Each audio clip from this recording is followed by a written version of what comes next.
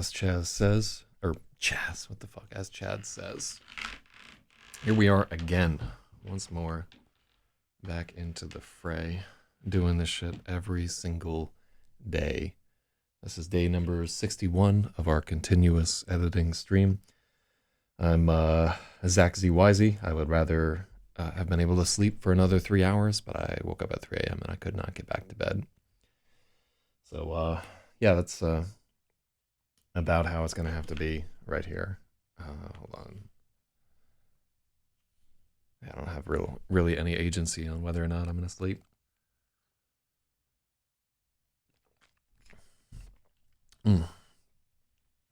It's a little bit easier when I'm getting enough exercise and everything. But at the moment, I'm definitely not. All right, let me open up our Streamlabs chat so I can. That's actually Restream.io is the chat right there. Did I get my NV5 marks? N95 marks? What is that?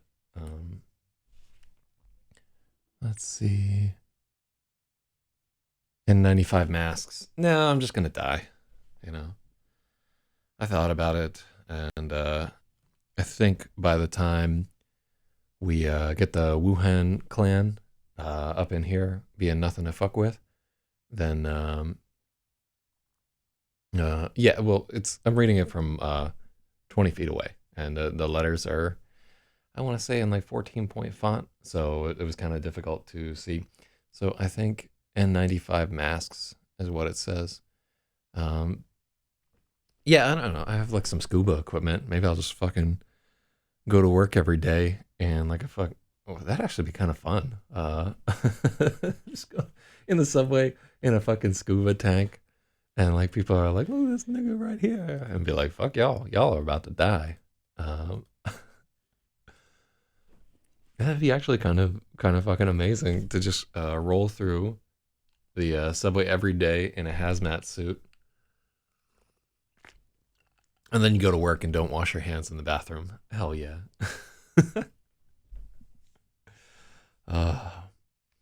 Yeah, so I tried to watch the Super Blog yesterday, but China may have run out of testing kits. Yeah, I think they're just gonna dig a giant hole and just throw everybody into it, and that was their solution to the whole problemo. But yeah, it seems to be tapering off a little bit.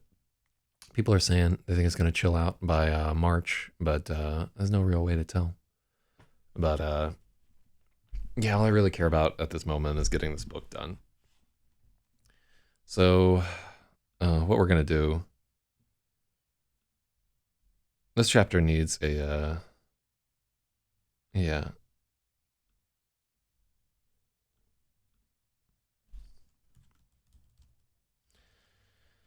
Okay, so we're going to start working on some of the things that we want to do here. So we want to go back to the first night of the Rabbit Hill Inn, and we want to have them in a spirited conversation. And we also want there to be description of the two.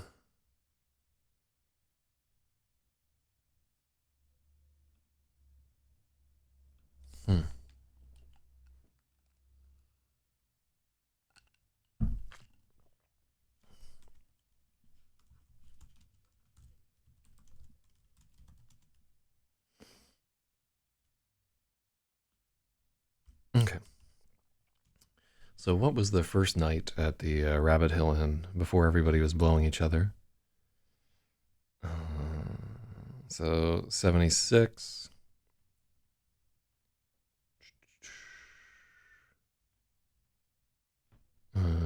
Jesus. Happened in the bath together. Okay, here we are.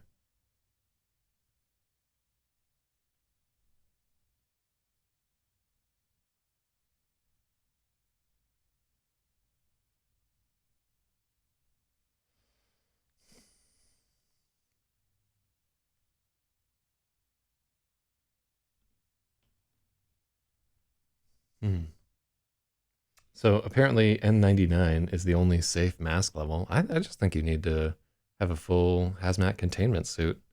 What do hazmat suits even cost?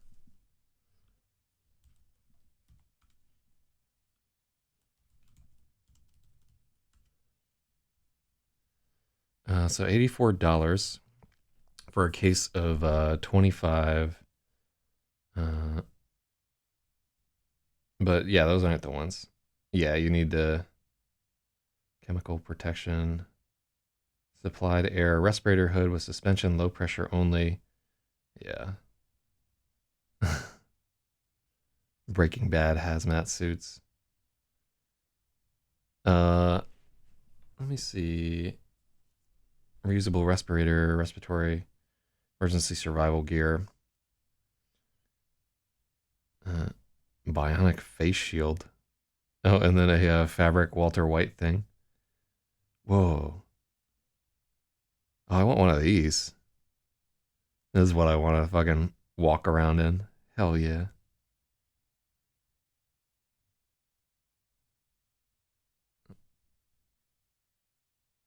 This is gangsta right here. Imagine like rolling out on the subway like this. Hell yeah.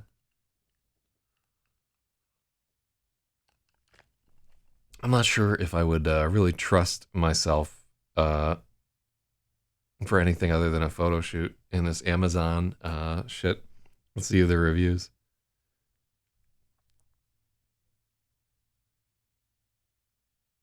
In a high rise, this needs a. Haven't had to use it. Don't over expect. We do pet cremations, and this is a nice product to have. Huh. Stop splattering molten lead. Those retardant suits are stiff and stuffy. I agree 100%. Maybe I'll just wear one of these guys when I'm fucking 1,000 degrees Celsius. Yeah, I'll just wear one of these guys when I'm standing outside, fucking trying to sell books. They're pretty goofy looking right there. That doesn't solve our coronavirus problem at all.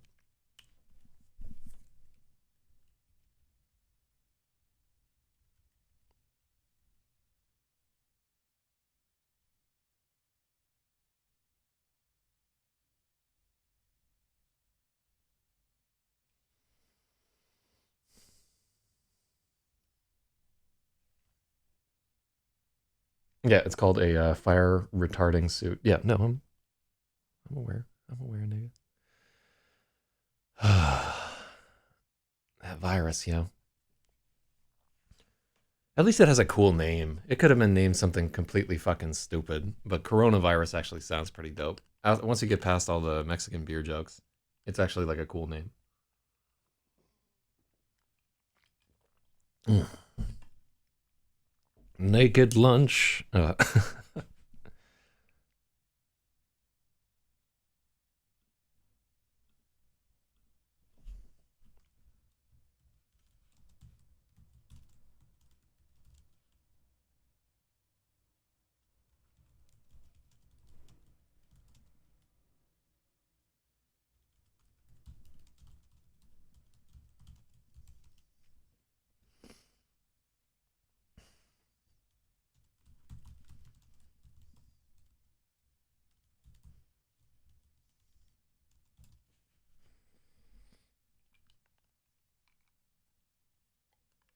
Mm.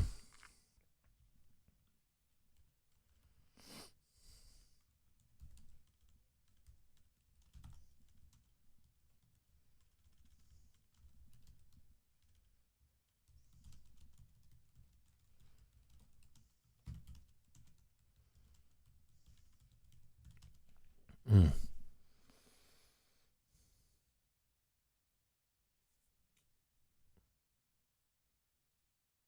Is the sequel to H1N1 going to be called H2N1 or H1N3 or N2? I have no idea.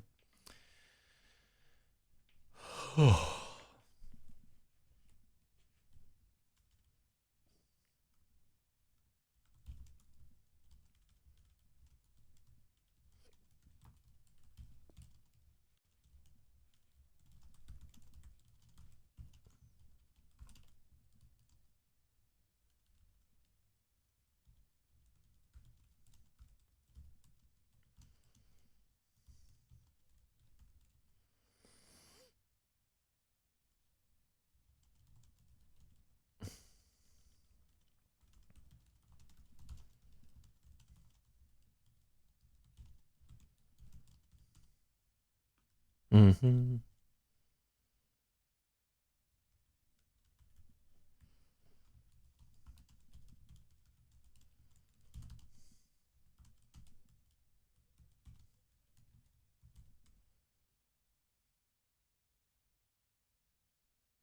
Mm-hmm.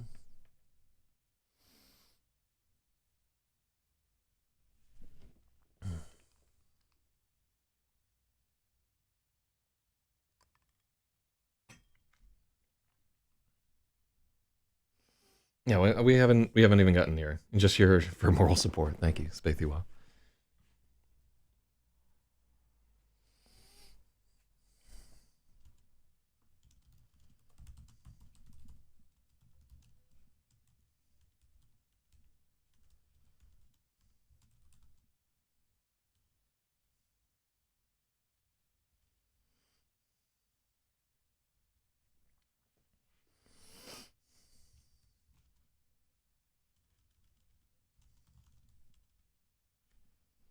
Mm-hmm.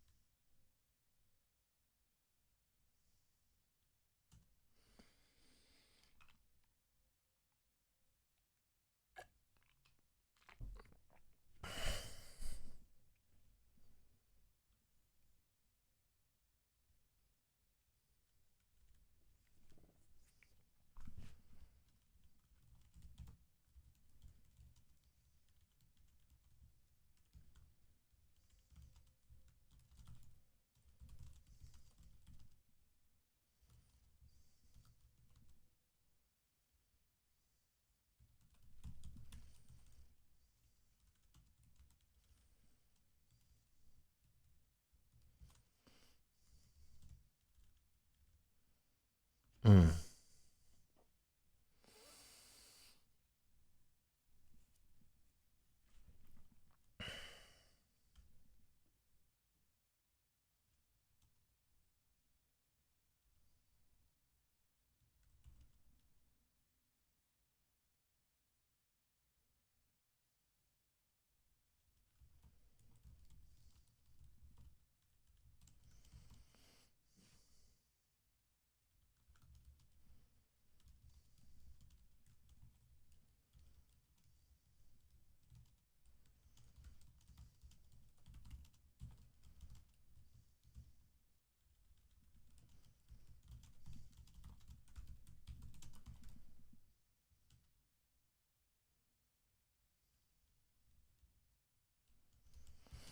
Mm.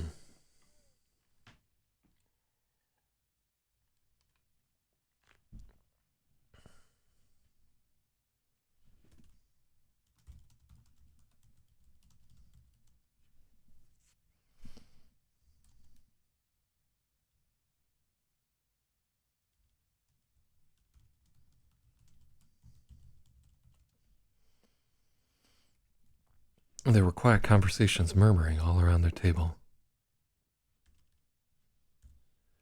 Everyone was talking about the snowstorm in tones of hushed excitement.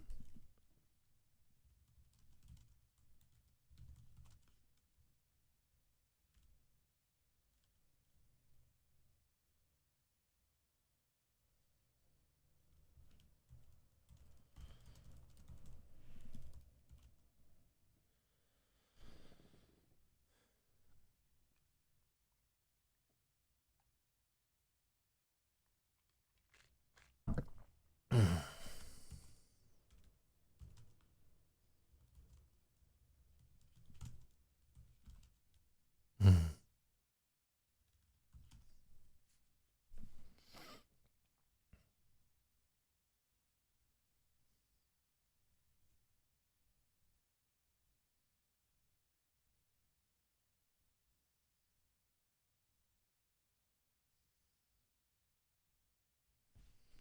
Mm.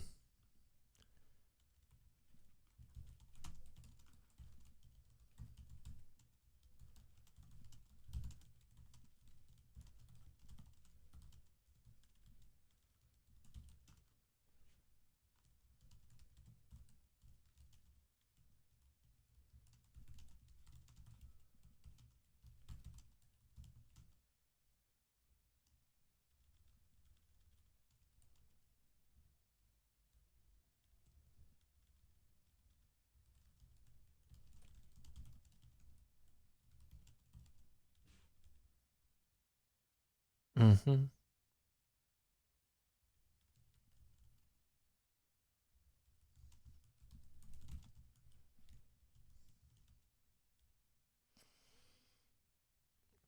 I'm exhausted too, man.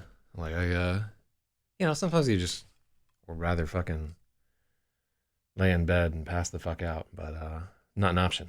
Day 61. We're never gonna stop.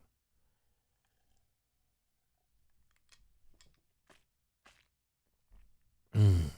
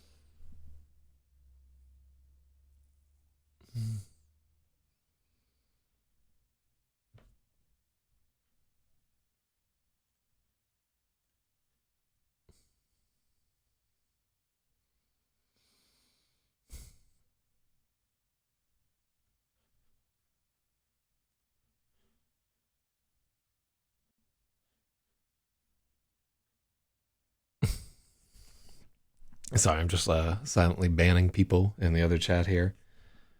There are quiet conversations murmuring all around them. Mostly.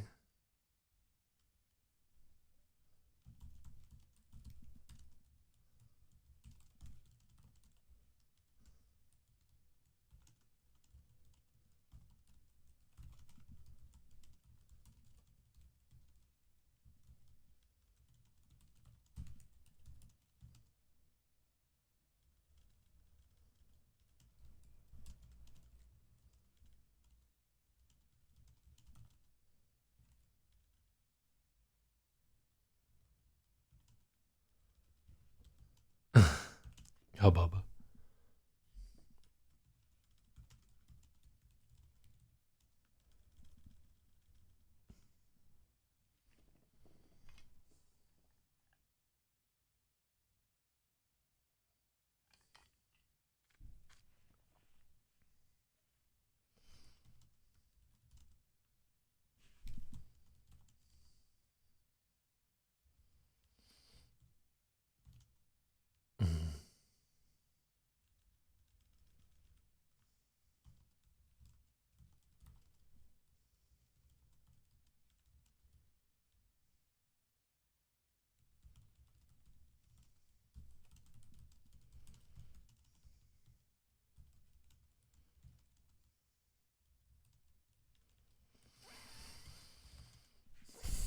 Mm-hmm.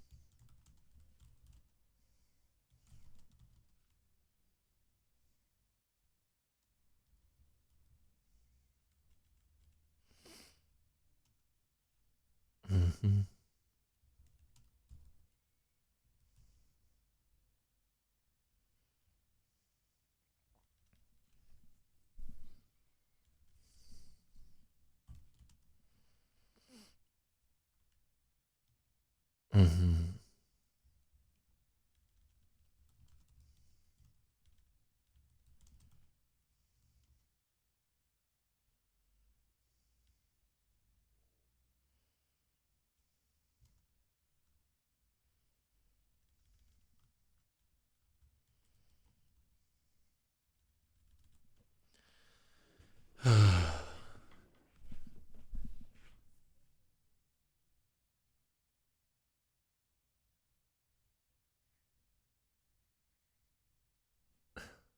That's a nice ASCII that Vapor just posted there.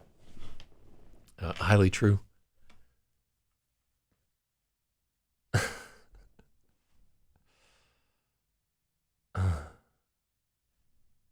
Yeah, so fucking wiped out. But we got to make this happen.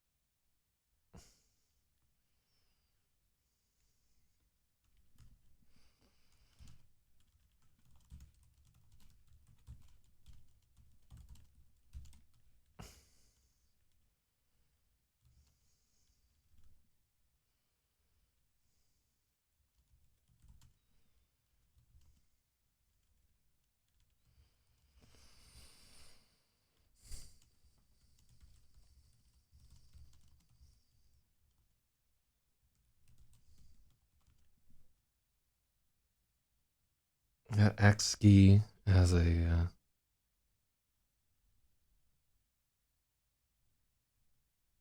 God, look at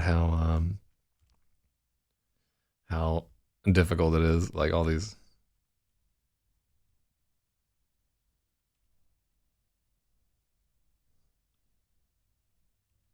There were quiet conversations murmuring all around them. Everyone seemed excited about the snowstorm. A few tables away, Freya heard an accent and she tried to pick it out of the hubbub.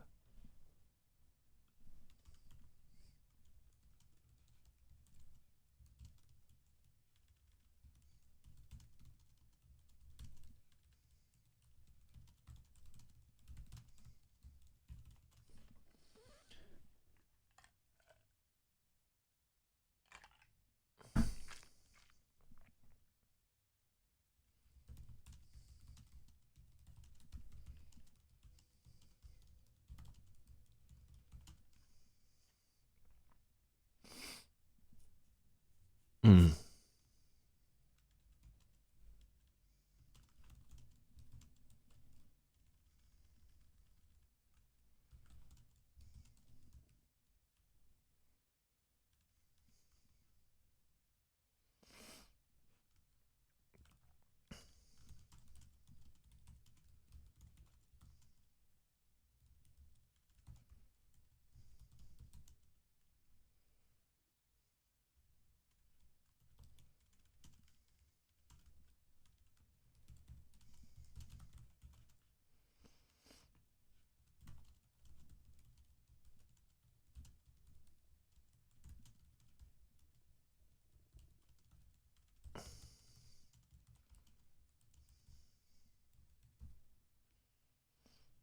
Mm.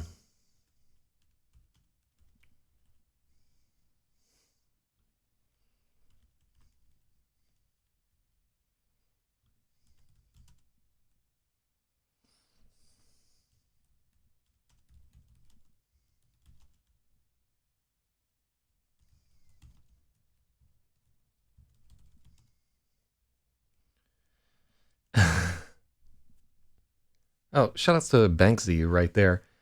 Yeah, this is a novel editing stream. I've been working on this for the last 61 days straight.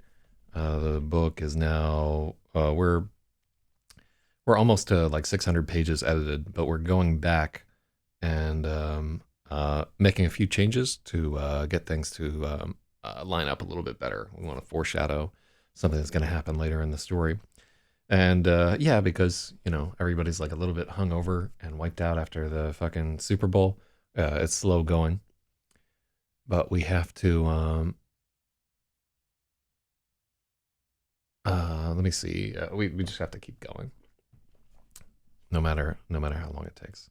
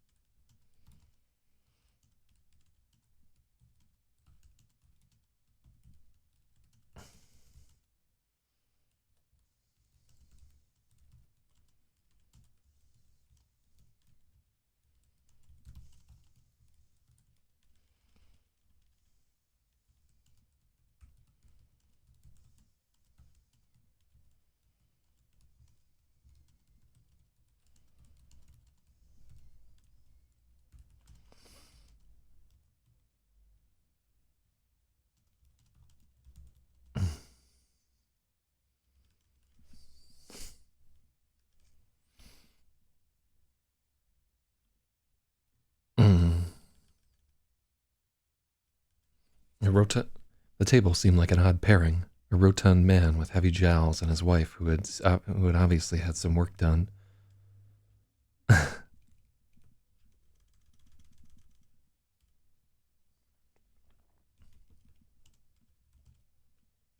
Mm.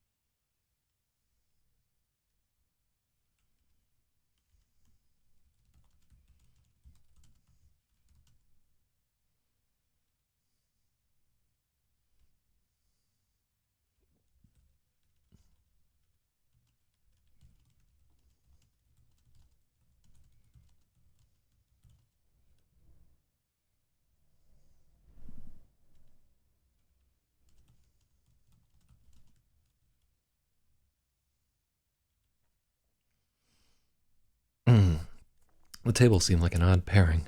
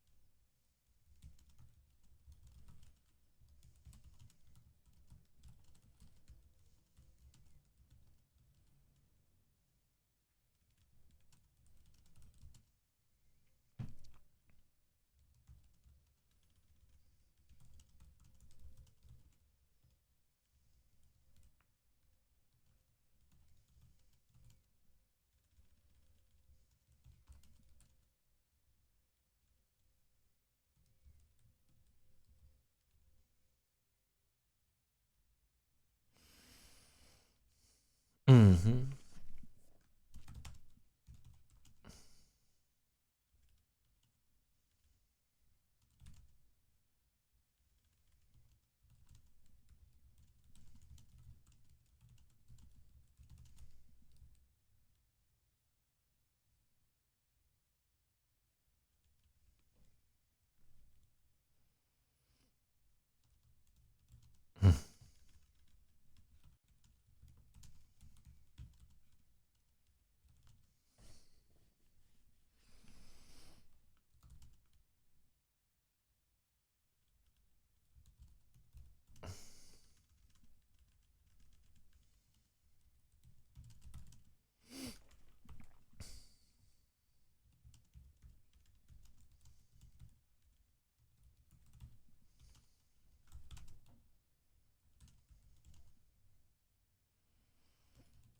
Mm.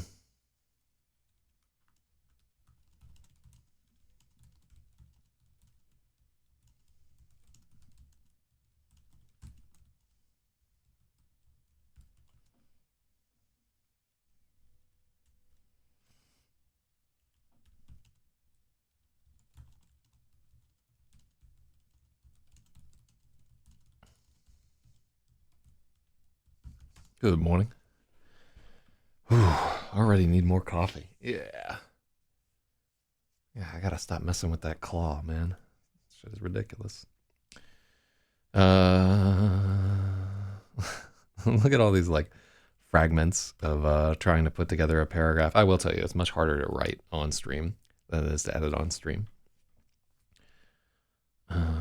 Or maybe I just assume so, and I can't remember how difficult it normally is, which seems entirely possible now that I'm thinking about it.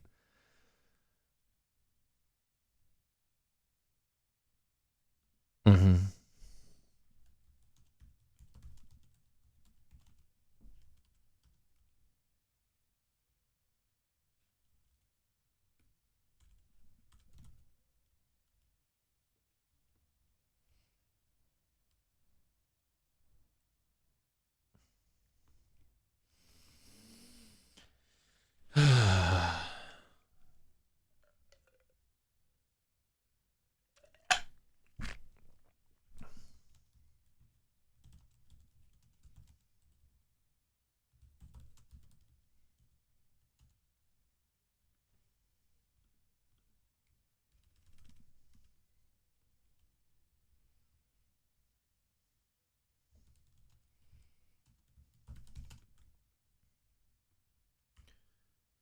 uh,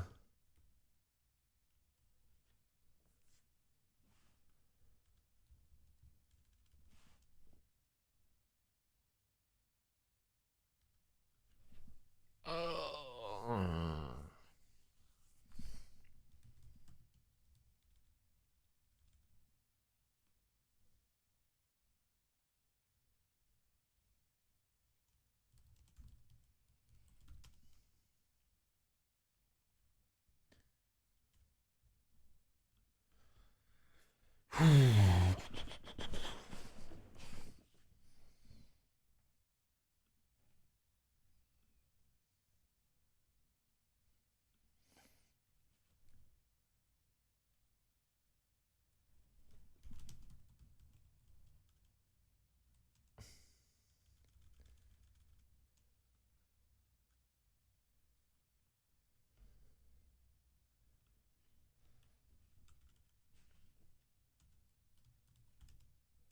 Mhm.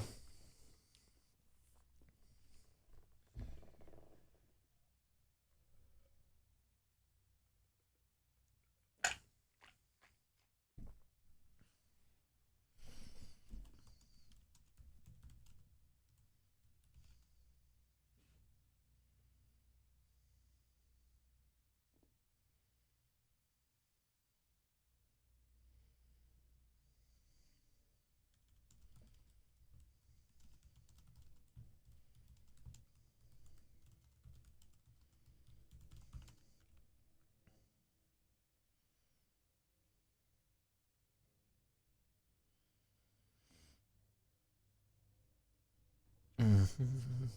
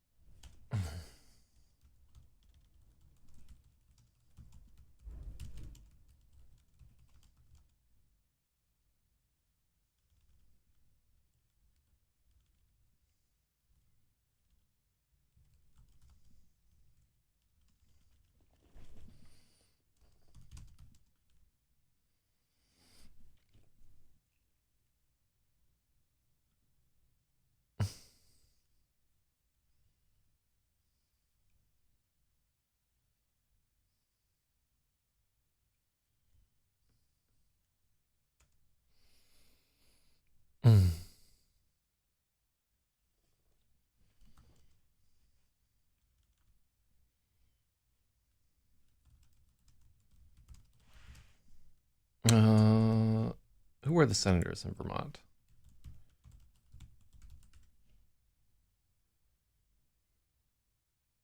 Patrick Leahy. Who's this guy?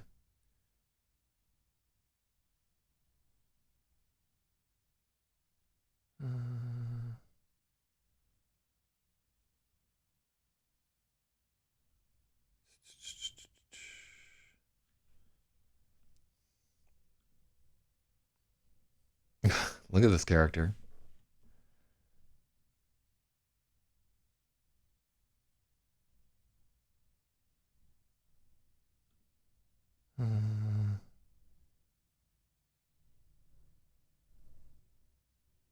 Green Mountain State. Dude looks like the devil. All right, well, let's model this on him here.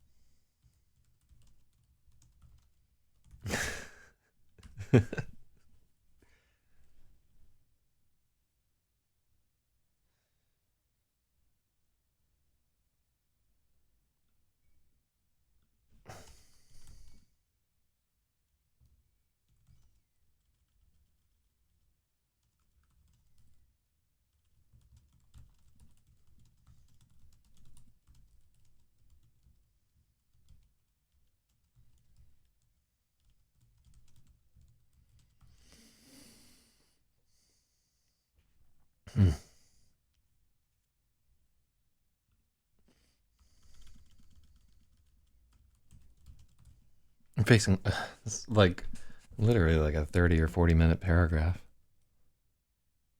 Well, I guess there are a couple paragraphs, but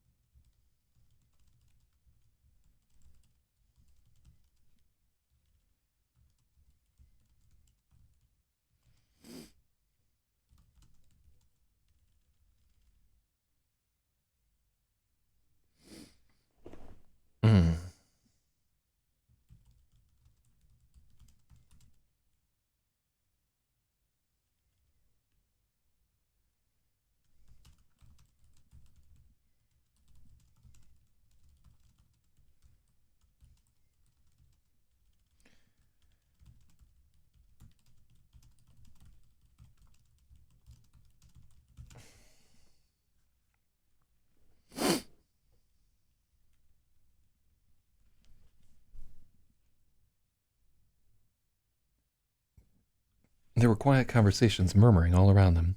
Everyone seemed excited about the snowstorm. A few tables away, Freya picked out Freya heard.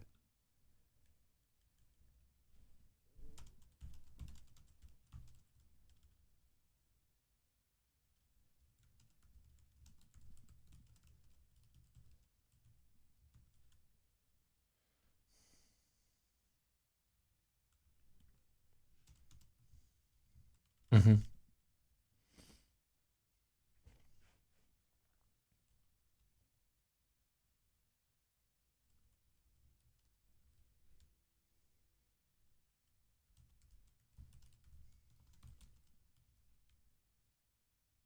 Great narrator for snooker. Yeah, who's that one guy who keeps getting those maximum breaks every single time? Yeah, I actually used to shoot a lot of pool back in the day. For a hot second, I was like making my living just gambling, but I was never really fantastic about it. I was good at betting, but not as good at shooting pool. So, which I mean is honestly better than the other way around. Like it's terrible to be great at shooting pool, but terrible at betting because a lot of the game is about handicapping. But what's his name? It's like Ronnie something or other. Oh, now you've narrated a maximum break before, and I never have, and I'm getting a wee bit excited here. You know, I think Ronnie Sullivan is that the right guy? I don't know. I was always more of a I like straight pool. I like remember watching The Hustler, fucking Minnesota Fats and Paul Newman and all right, hold on, who's bothering me?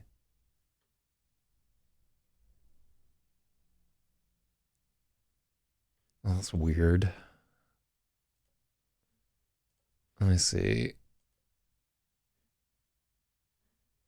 Yeah, that's real weird. Uh, all right, I'm just gonna ban this character. I don't know what that's all about, but I also don't want to know. I'm getting a weird homosexual advances from someone on Discord. Uh, but yeah, I'm not in the market. I mean, at least if you're gonna come on to me, you know, be like a little bit more discreet. You know what I'm saying? I don't. Uh, my nan took the mick of this one player Ding because of his name. She already said it. She always said it in a high pitch. Uh, so we don't say taking the mick in the United States. It like borders a tiny bit. Like you could get away with saying it, but people would be a little bit like, "Wait, is that guy racist against the Irish?" But I was actually just over in Ireland last summer. Fucking loved it. It's gorgeous. Yeah, I would definitely go back and spend more time. But say la vie. All right, I'm just gonna ignore this character there. I feel a little bit better. I'm glad to have random weirdos on the internet just propositioning me while I'm trying to edit this novel. Uh,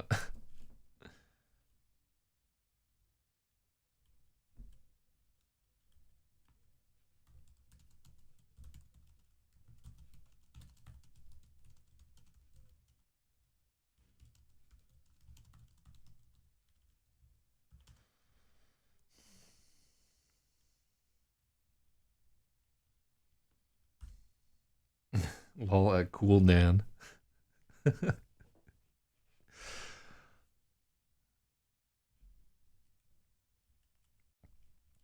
Yeah, like it's wild. Like in the states, we very seldom will see like billiards on television at all.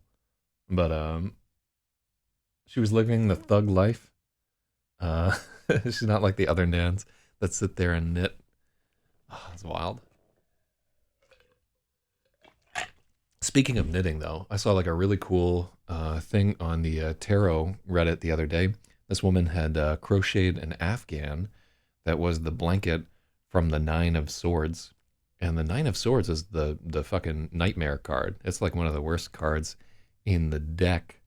Um, and she'd done a really good job of crocheting or knitting or whatever the hell you have to do there, and it takes a long time to put together an entire blanket. I thought it was like amazing, but yes, I like I'm not super superstitious, but I'd be a little hesitant to sleep with that guy on my bed there. That's wild. uh, let me see. I can't really make out that ASCII, but it looks like a dude getting railed by a horse. That IRC. Hold on, maybe I can make this.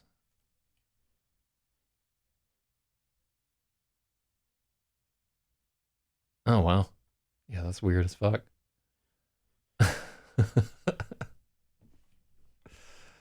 Oh.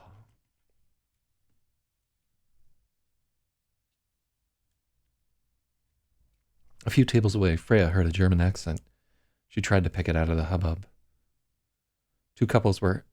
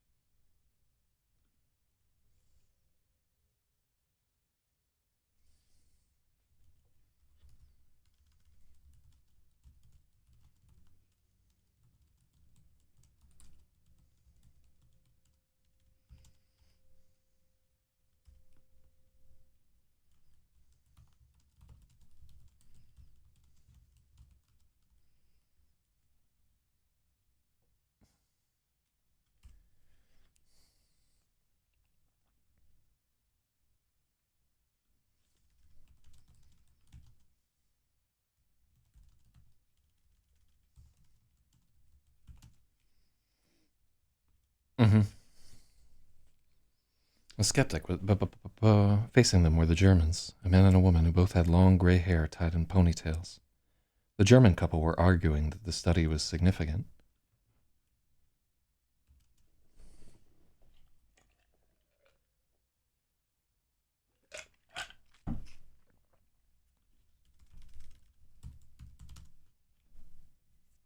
Mm.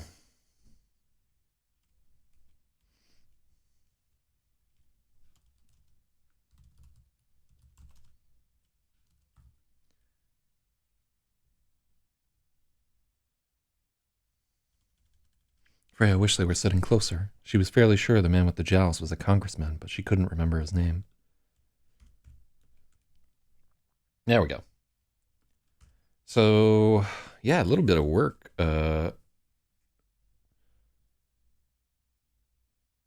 to get this. So we have this. Let's. How much of this do we have to shred? God, I had to take out the Birkenstocks part. It just didn't.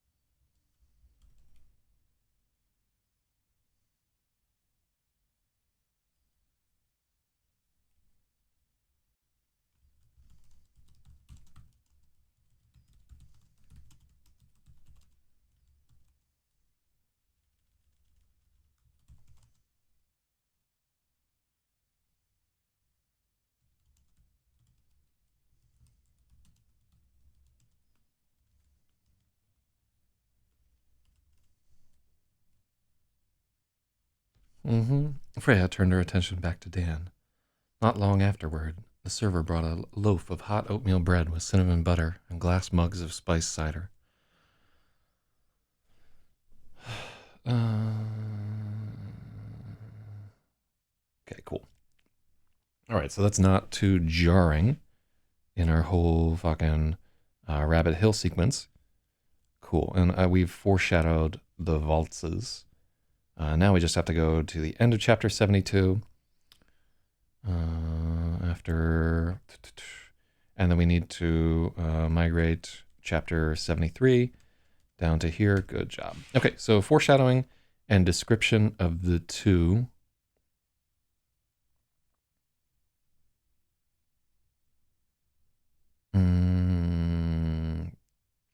And actually,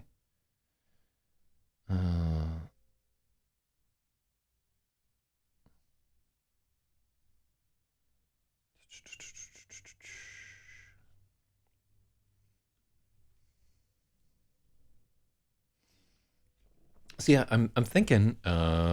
My theory was that when I finish this book, I was actually gonna go to this hotel and fucking spend a weekend there.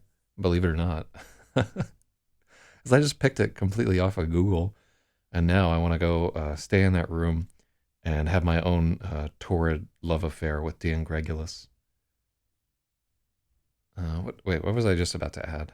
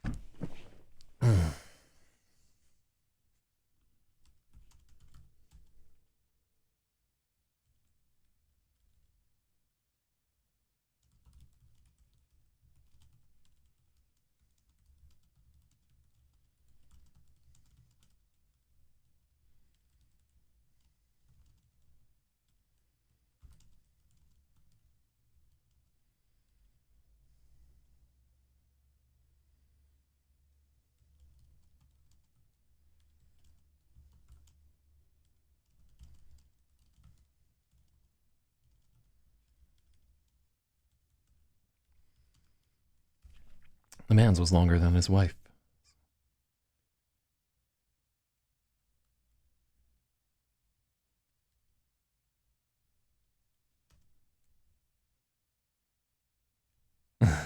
Oh, this is like a very awkward line here.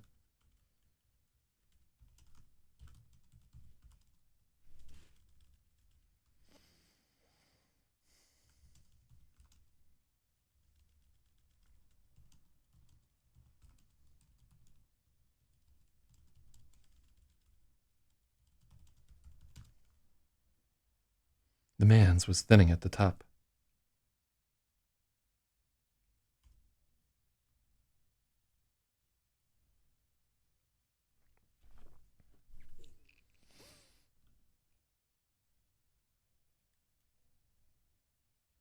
Mm.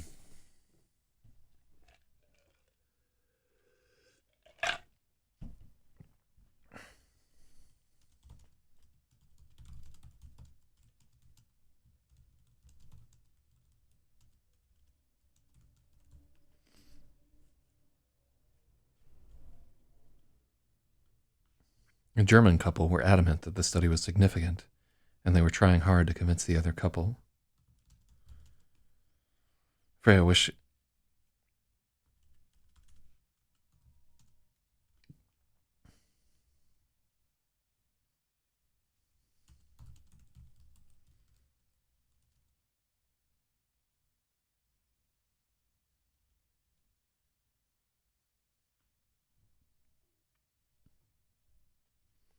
Okay, cool. So I'm okay with that. I wanted to. It's like hard to add in that thing about the thinning fucking hair there. So let's go to back to 582. No, that's not where we want to be. Control G, 582. We were actually like a little bit further there. So chapter 78 is where hopefully some of that. Oh fuck, we need to go back to chapter 72.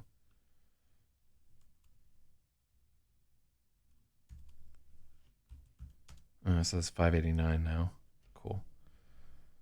And we actually 73 is where we need to be actually, because I just wanted to make sure that we hadn't broken our paragraph spacing. Cool. All right, so now we can go to command 78. And now we have to re-edit chapter 78 to get back up to page 600. I can't believe we're at 801 pages. That's too many pages. Okay, let me get some coffee, and I shall return.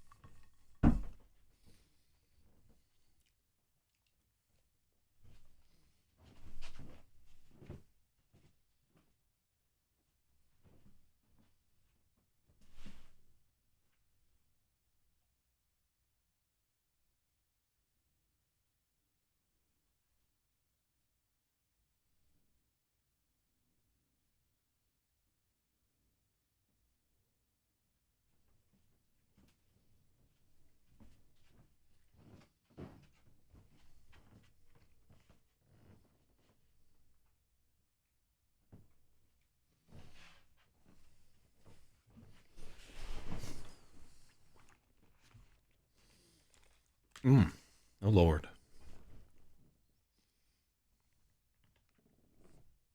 All right.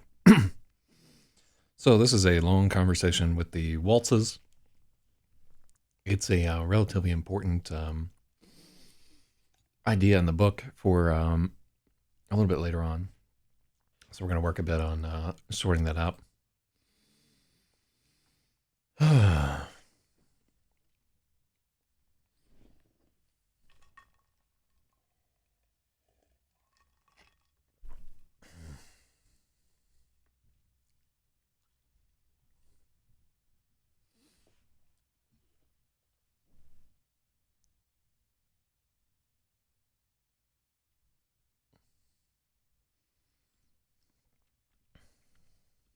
All right, so what do we got here? So we did this. We had their argument with some wasps. And so we're talking about, 77 is just a short ass chapter. Let's find, here, we're going to go back to chapter 60.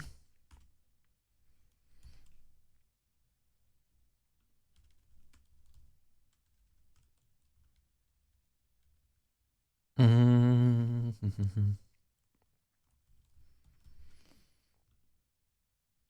And we're going to match the case there. Because I think, so chapter 67 is a Starball chapter. Okay, so that's the Starball is ramping up a little bit, and then 84 will be the next chapter. Okay, so 67 to 78 to 84. Yeah, that's not a terrible spacing. I do think that it might be worthwhile to put something there, but I'm definitely not going to write it on the stream. Okay, so let's try to get a read through of this chapter done, and then I will try to drag my ass to work. All right, so chapter 78. Freya and Dan returned to the Rabbit Hill Inn, feeling far better with full stomachs. No.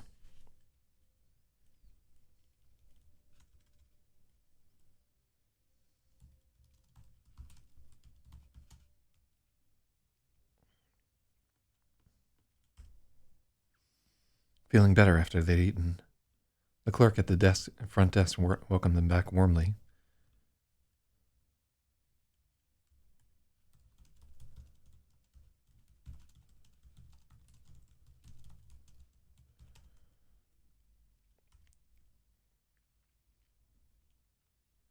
Mm.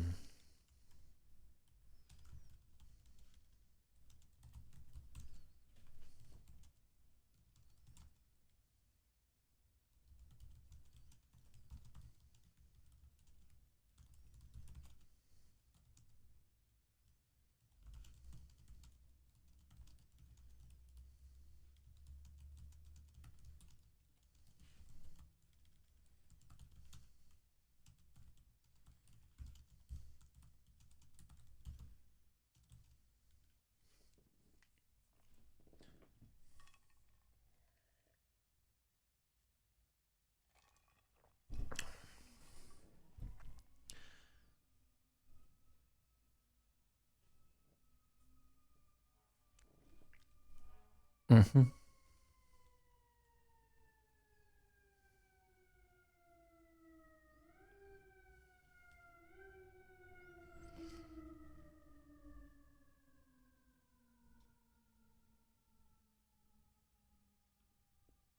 Okay. The clerk at the front desk welcomed them back warmly, and they were in luck. No one had booked their room. Freya checked them in and arranged to have their clothes laundered. Freya checked in and arranged to have their clothes laundered.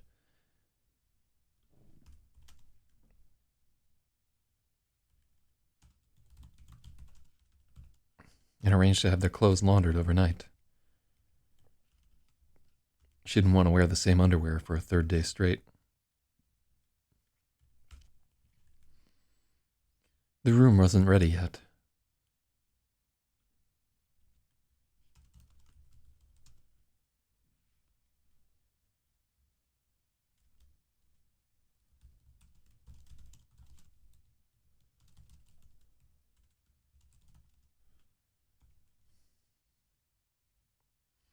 Now, what's the name for a podium at a restaurant?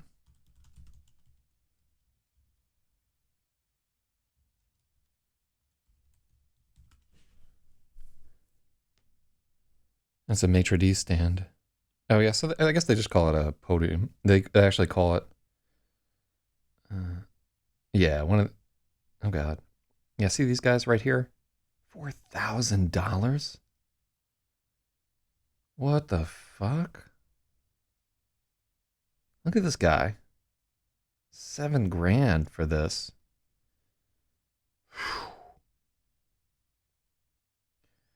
Well, I guess it's 346 pounds of potentially hardwood.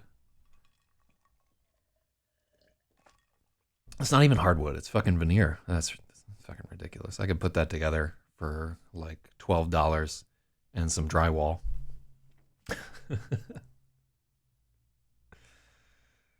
I thought about including Spathiwa's suggestion that just have them turn their underwear inside out, but it's a little gross.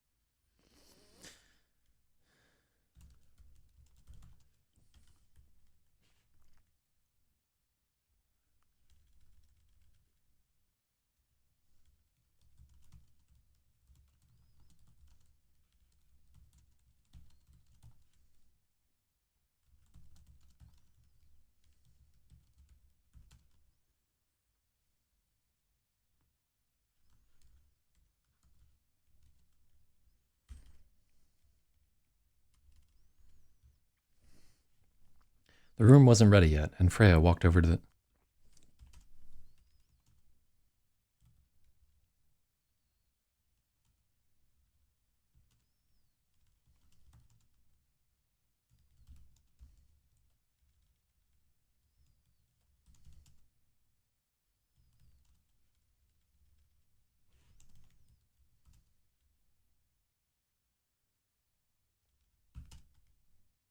The room wasn't ready yet.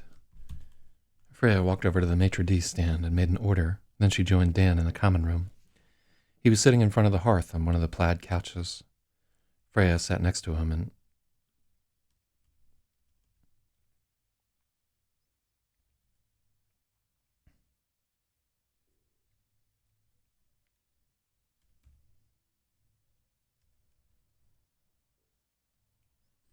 Mm.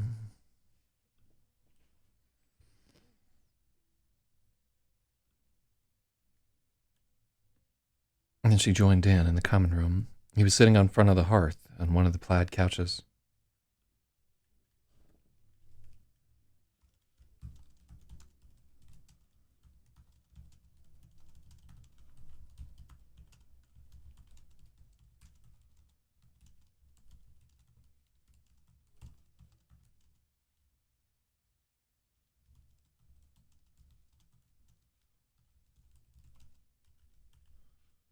Hmm.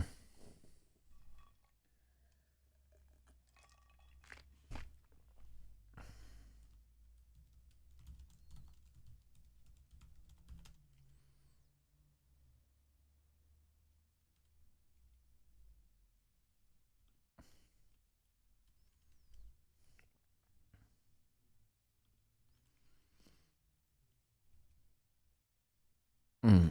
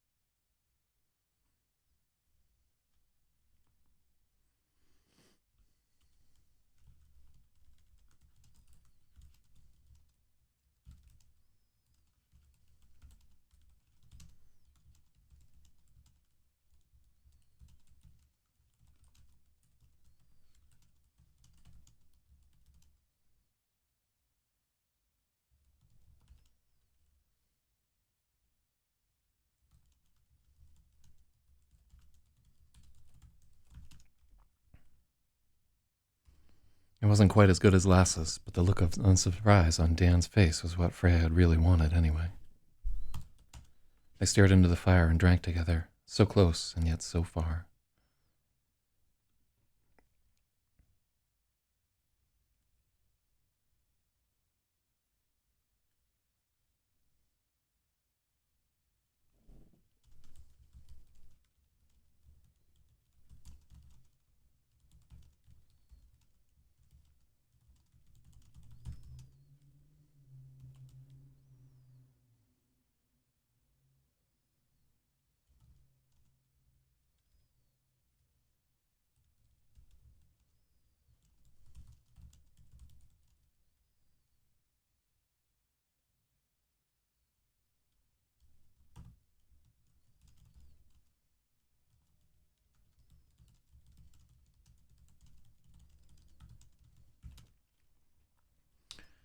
Freya recognized them, the Germans from their first night at the inn. What game is that? Dan quietly asked Freya.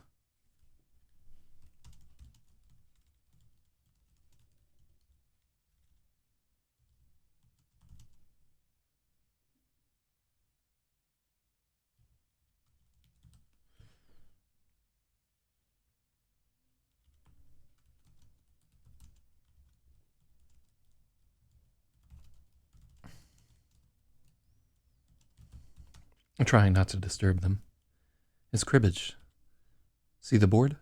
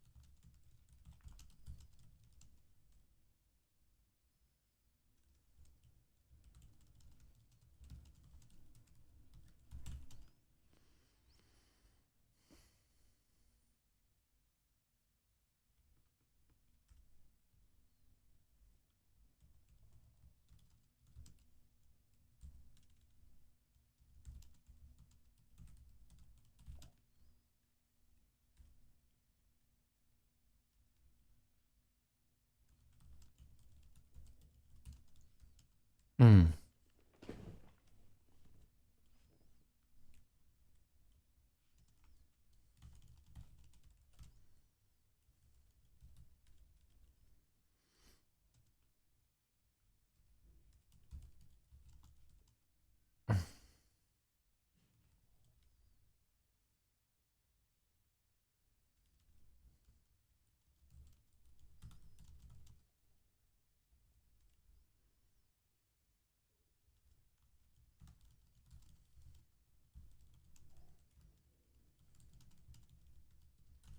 Watching the game brought back a host of memories. Randall had loved cribbage. It was one of his favorite ways to spend a rainy afternoon. He knew so many weird card games. Piquet, Casino, Gin Rummy, and a dozen others she'd forgotten. Sometimes they could convince Lassa to join them and they'd play Sergeant Major, a 3-player trick-taking game Lassa had learned in the army. Lassa's favorite game was Schnapsen, a 2-player... Lassa's favorite was Schnapsen, a 2-player card game of intense concentration that Freya could never quite beat her at. Lassa's favorite was Schnapsen, a 2-player game of intense concentration that Freya could never quite beat her at. That Freya could never quite beat her mother at. Yeah, mother doesn't fit.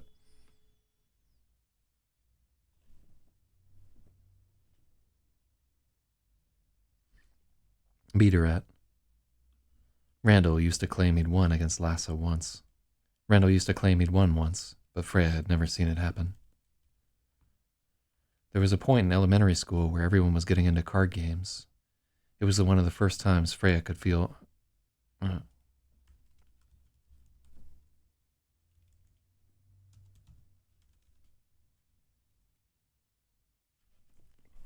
There was a point in elementary school where everyone was getting into card games.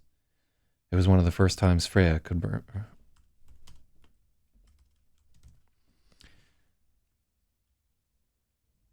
There was a point in elementary school where everyone was getting into card games.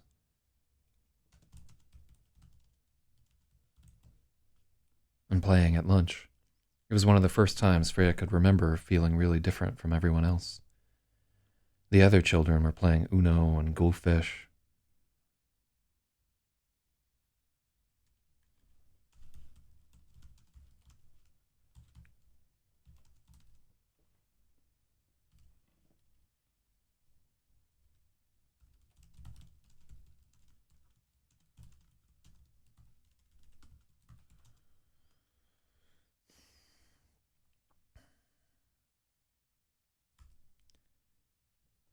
The other children liked to play things like Uno and Go Fish, but Freya found them pure tedium. They were barely games at all, just the luck of the draw. When Freya tried to teach them the games her family played,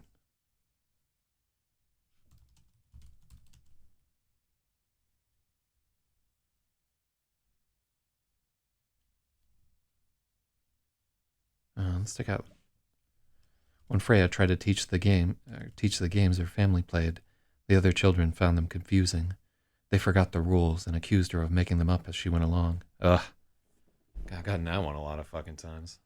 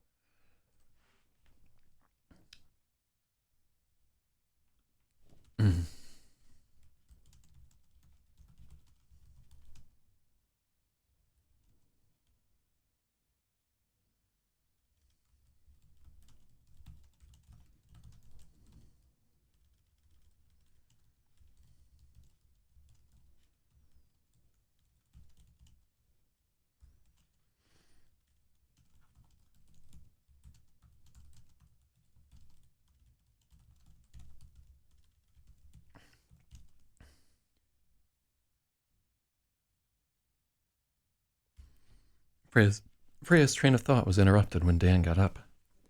She assumed he was headed for the bathroom, but instead he walked over to the older couple and struck up a conversation. Freya felt a pang of alarm.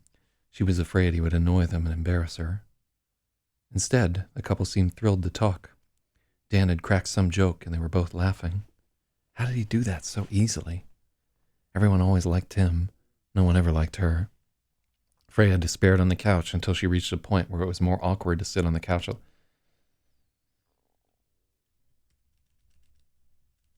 Sit alone than to join them.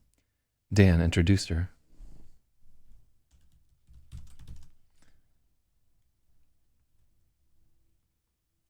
Dan smiled and introduced her.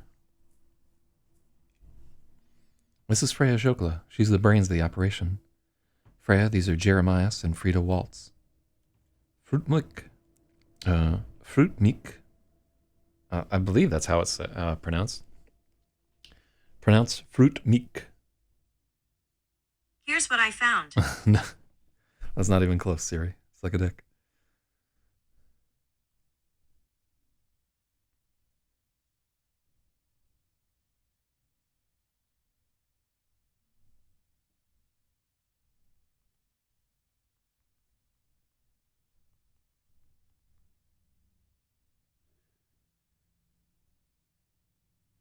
So that's pleased to meet you in German. So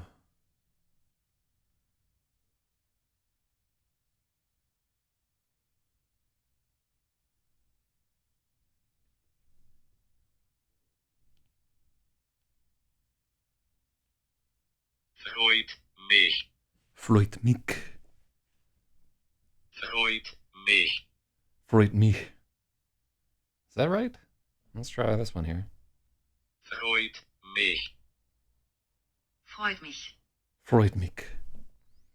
Yeah, so there's a little bit of sh in there. Freut mich. Freut mich. Freut mich. Freut mich. Yeah, okay. So you got, it's like Freud and Misha. Freut mich, Freya said. The waltz's faces, the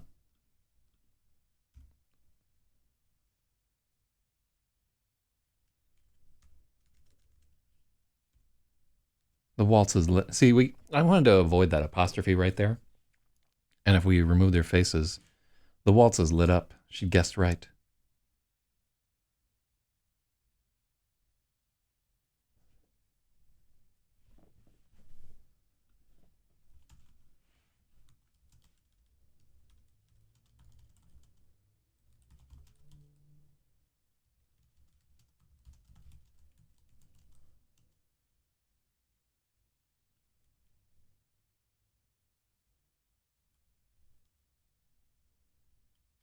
Let's take that guesswork. Speaks du Deutsch? Frida asks. Nein. English. You Finch? Let's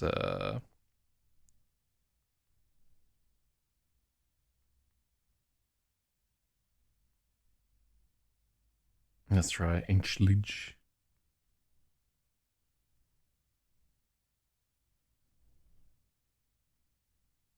German. Entartige. Wow, I was really far away. I think I may have the wrong fucking word there.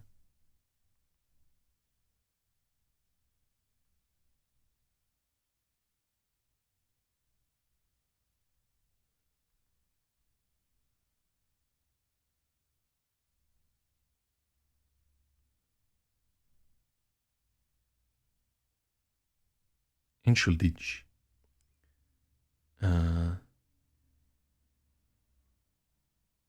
Oh, it's an apology.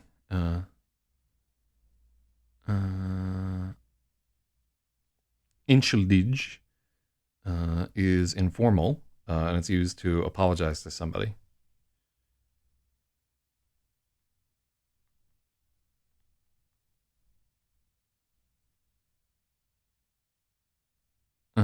Let's see. It's a formal sorry or excuse me, which is Entschuldigung is more appropriate. All right, let's listen to this German. Entschuldigen Sie. Entschuldigen Sie. I think you're right there. Entschuldigen Sie.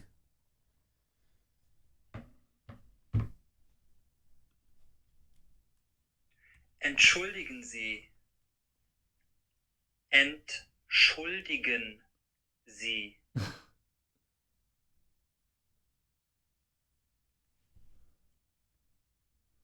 Entschuldigen. Yeah, I think that that sounds better. I actually have a Obscenator actually speaks fairly competent German, so we could ask him. Nein, entschuldigen. Finch?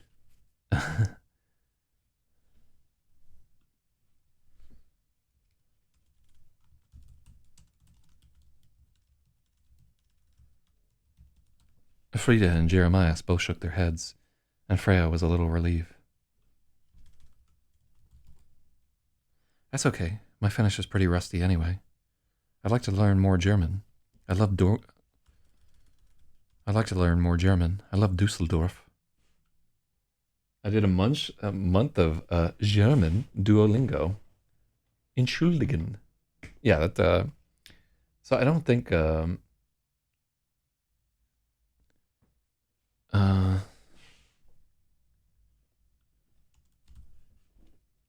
Nein, entschuldigen Sie. Finish?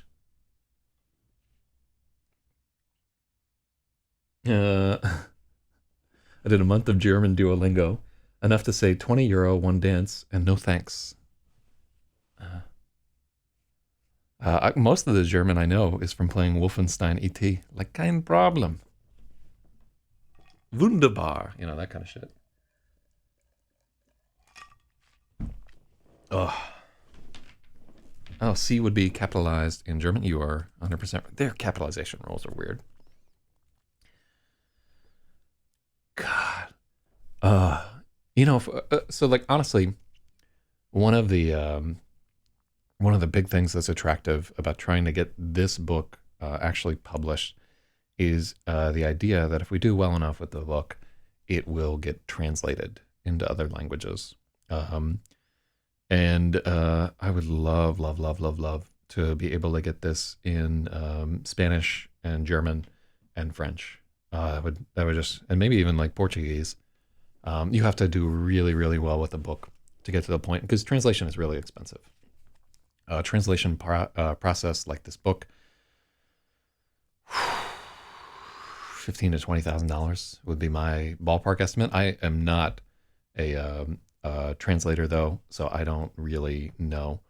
I bet this would do pretty well in China, having no knowledge of the market in China whatsoever or whatever.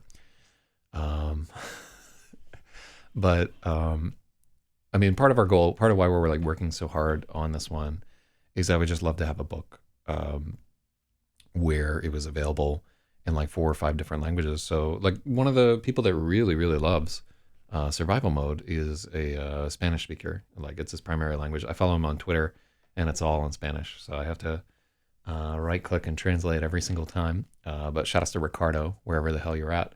Yeah, it would just be so fucking amazing to have this in German. And like I even like the idea of like working with the translator and trying to find like the exact right connotation. It's like, whoa, what do you mean here? Because there were so many like specific little interesting spots where you're trying to get like an exact meaning from one to the other. Um, Anytime that I go to like a writing convention, I'll always go to the panels on translation um, because the translators really get to look at language in a way where you know we're so immersed in English all the time, or I am, and many of the viewers will be, but not everybody is. That you don't really there are so many things that you can't pick out until you're trying to say it in a different language, and I love that whole deal.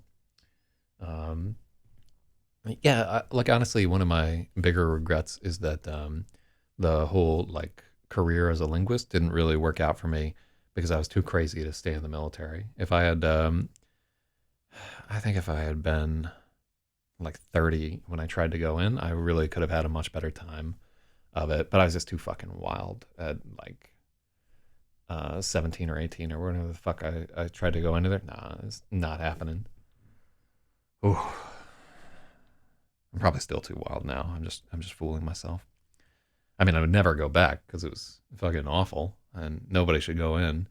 But at the same time, it was like the learning Arabic part of it. Oh, I fucking loved it. It was amazing. I just if I could have stripped away the whole military bullshit from it, it would have been so good.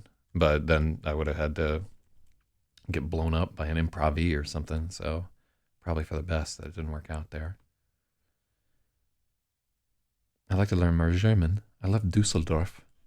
We're from Essen. It's just up the road from Dusseldorf, Frida said, clapping her hands together.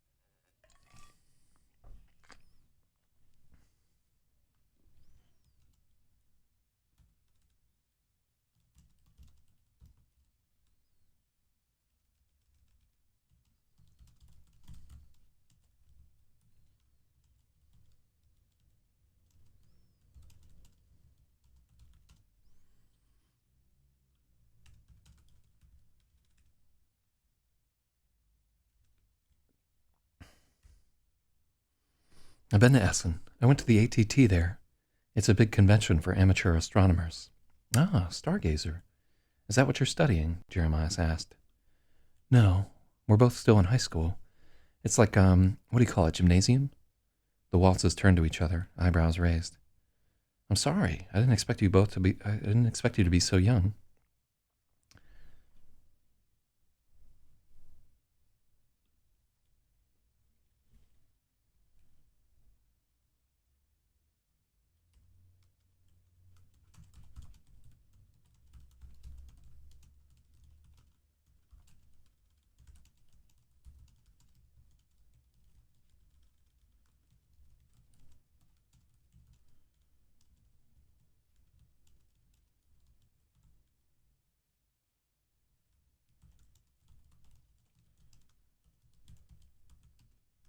It's so rare to meet Americans who know anything about Germany.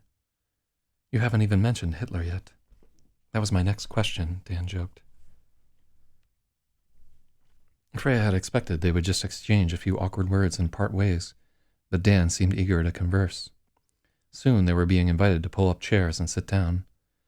They learned the waltzes had meant to fly back to Berlin today, but the storm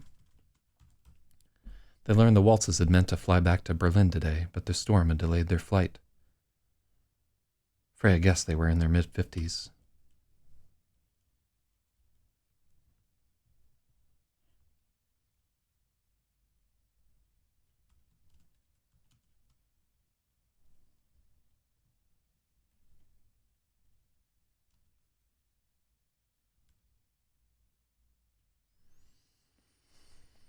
The waltzes seemed a little stir-crazy and eager to talk.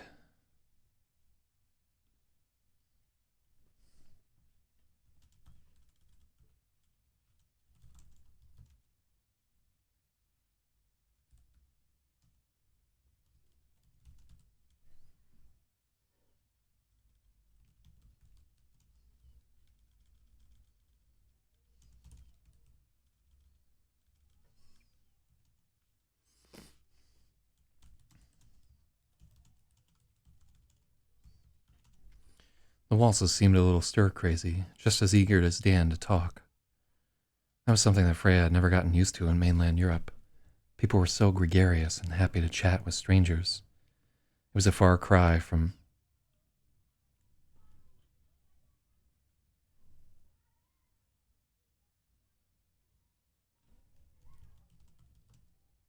hold on. I might need to regulate. One sec.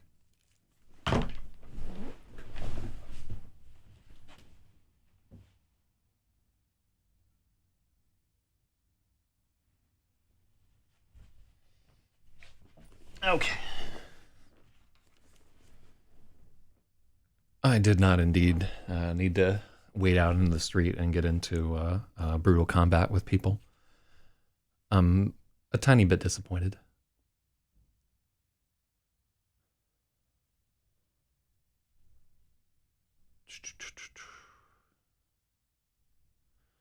All right, what do we got here?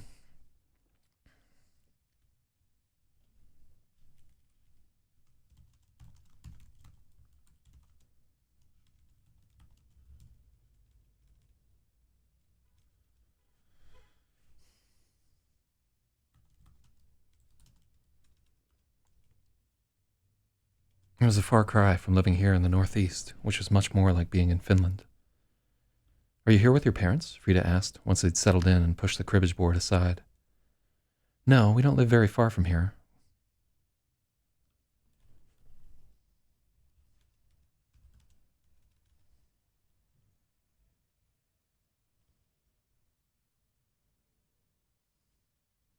No, we've just been skiing, Freya explained. Are you here on holiday?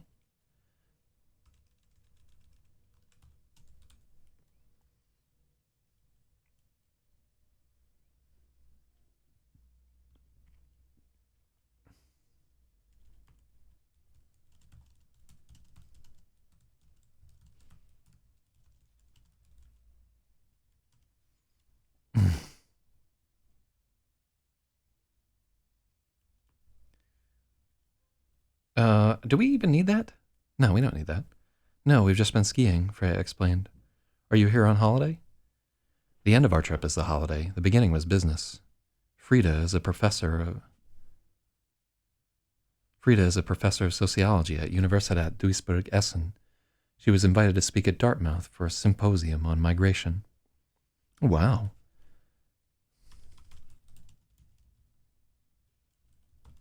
Oh, wow. Dan was impressed.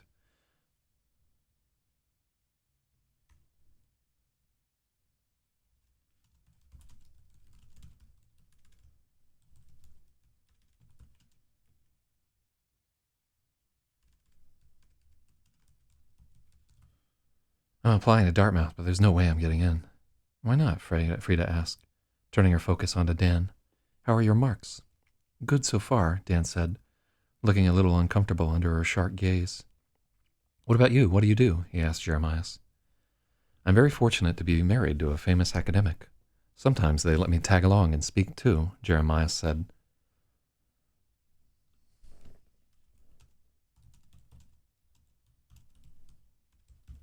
He had a wry smile. Frida shook his head. He's only pretending to be modest because this trip his lectures were better attended than mine, Frida explained, giving Jeremias a sideways glance, which, by the way, is a rarity.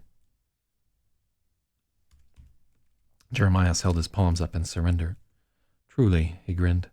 I'm an inventor. My patents are primarily concerned with vertical farming, specifically aeroponics. Have you heard of it? Freya nodded, but Dan shook his head. So what do we have here? We have Trolley Bear Music, who said that this novel is very dull. Yeah, well, this is a dull chapter within it. The novel is something like 800 fucking pages. So you are with us during a chapter where we're building up to all the murder and rape and arson and fucking gunfights that are still to come. So yeah, just the same way that you can't eat a meal that's nothing but chocolate cake, you can't have a long novel without chapters that establish your plot and what's happening there. However, I believe that there's another channel where somebody is writing some Harry Potter fan fiction named Harry Frotter. So you might want to check that out. It's just like 2 channels over.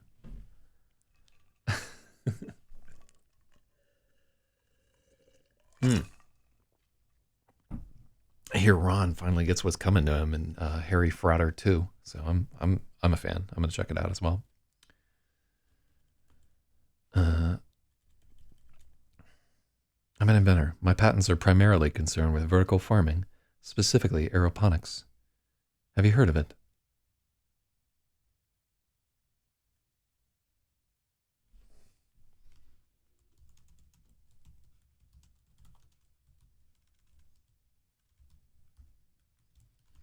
Are you familiar with aeroponics? Freya nodded, but Dan shook his head. Essentially, it's using a nutrient mist to feed plants, rather than having their roots continually immersed in water. It's much more complicated, but it solves a few problems with hydroponic systems, and it uses far less water.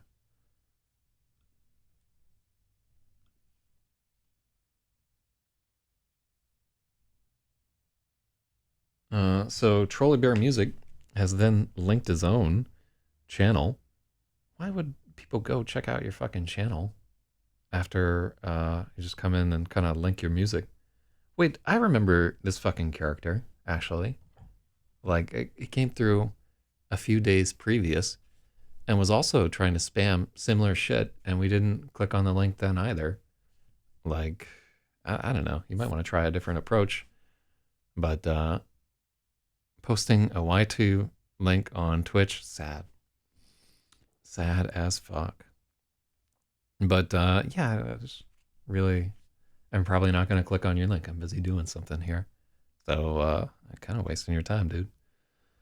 But whatever. Time is unlimited. Death is a certainty.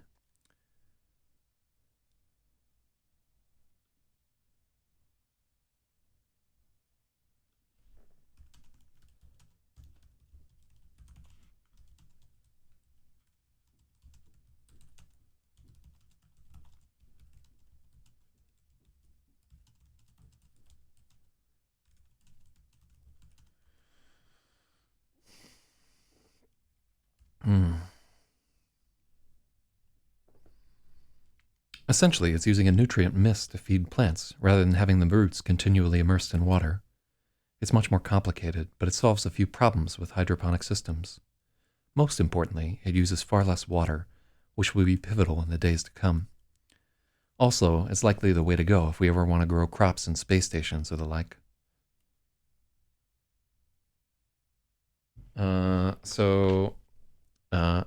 Astro says, do you have your heart set on the name Freya? Changing it to Shashanda could open up new markets. That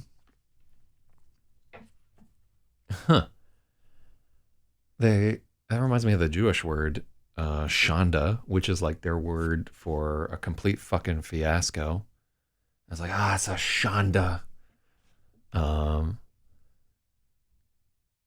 wonder if Shoshanda would just be like a Jewish girl that just created tremendous conflict wherever she went. Like she just had like a gigantic ass that men couldn't get enough of. Huh. Well, I like that idea. No, I don't think it's a good name for our protagonist, though, because she does not have a gigantic ass. She's like the Brie Larson of this universe.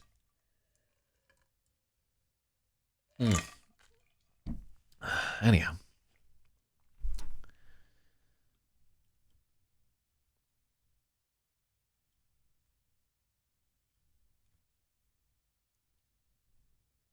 Sharia. Yeah, let's work some Islam into the story somehow. Why not? Let's just throw that in there for no fucking reason. Alhamdulillah. Jeremiah nodded to Freya. He was trying to include her in the conversation by building a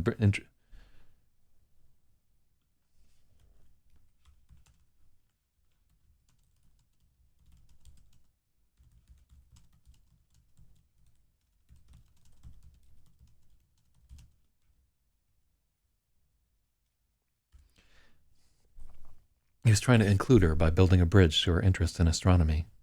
She recognized and appreciated the move. Why do you say it will become more important? Dan asked. Water scarcity. You may not think of it now. Jeremiah waved a hand out the window to the snow piling in drifts. But assuming there's no nuclear unpleasantness.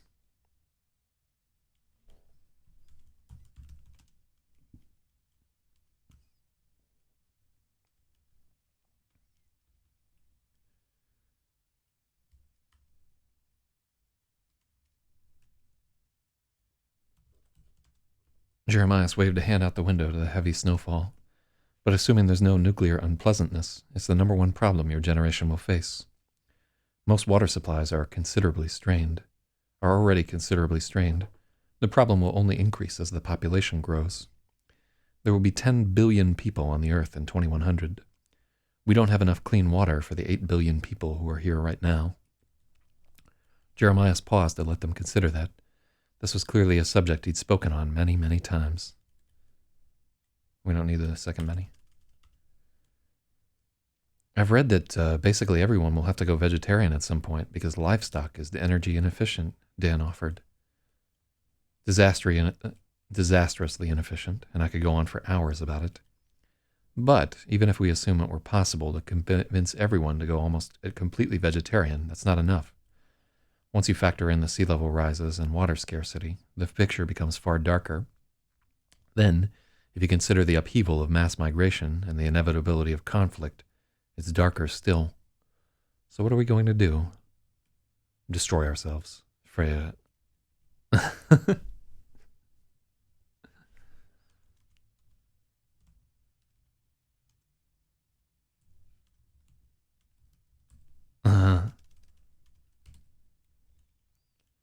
Destroy ourselves, Freya said. At once she felt she'd been too edgy, but Jeremiah gave her a serious nod. That's a good bet, considering our current trajectory, Jeremiah agreed. The problem is very large, and it seems far in the distance. Most people just want to push it out of their heads and get on with their lives. I'm not doing, by the way, a German accent, because mine would be awful. Science is hard. It's demanding. And I don't even have a German accent. Oh, so apparently Sharia is Jewish for slut. Wait, is Sharia law just law for sluts? Yeah, I'm so confused. Most people just, let me see, the problem is very large and it seems very far in the distance. Most people just want to push it out of their heads and get on with their lives. Science is hard, it's demanding, and the money isn't great.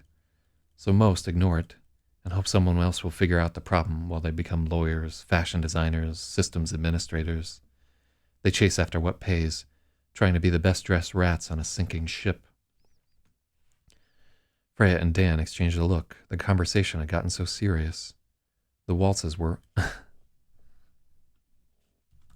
watching them very closely. So, how do you stop the ship from sinking? Dan asked. You don't, Freya thought, but she held her tongue. At the back of her throat was the memory of river water. Well, the first step is admitting it is sinking.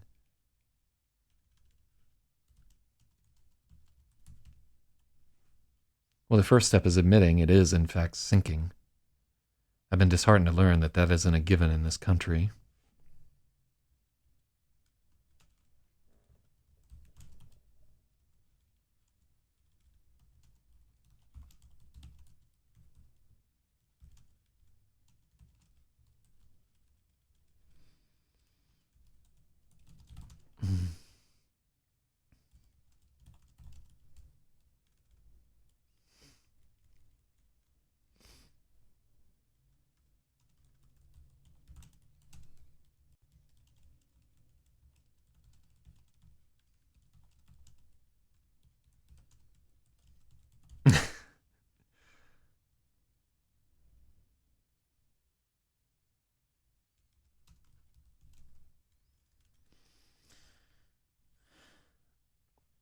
Okay, so here we could add something about how, like, apparently that he meant the conversation last night, but I don't think it's necessary.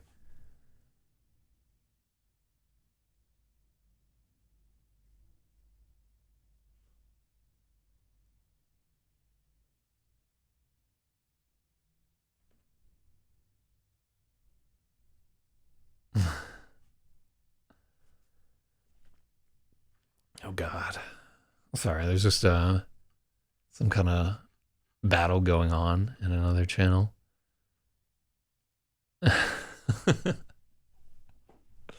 Apparently, an army of hackers, DDoS cannons, and scrollers are readying for the final battle.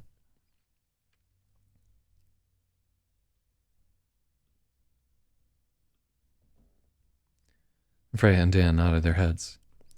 How bad do you think it will be? Pretty bad, Dan said, rubbing the back of his head. Like,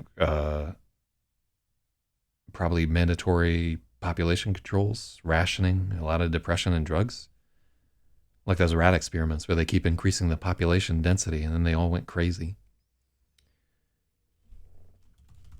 That's John Calhoun and his behavioral sink, Frida interjected with a frown.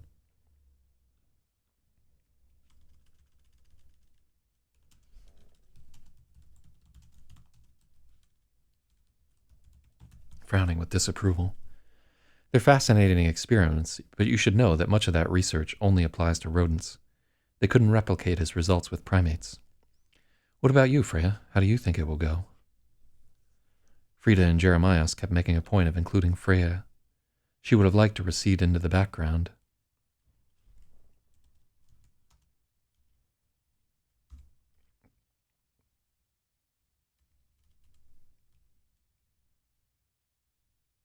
She would have liked to recede into the background, but it was impossible. She took a moment to think before she answered.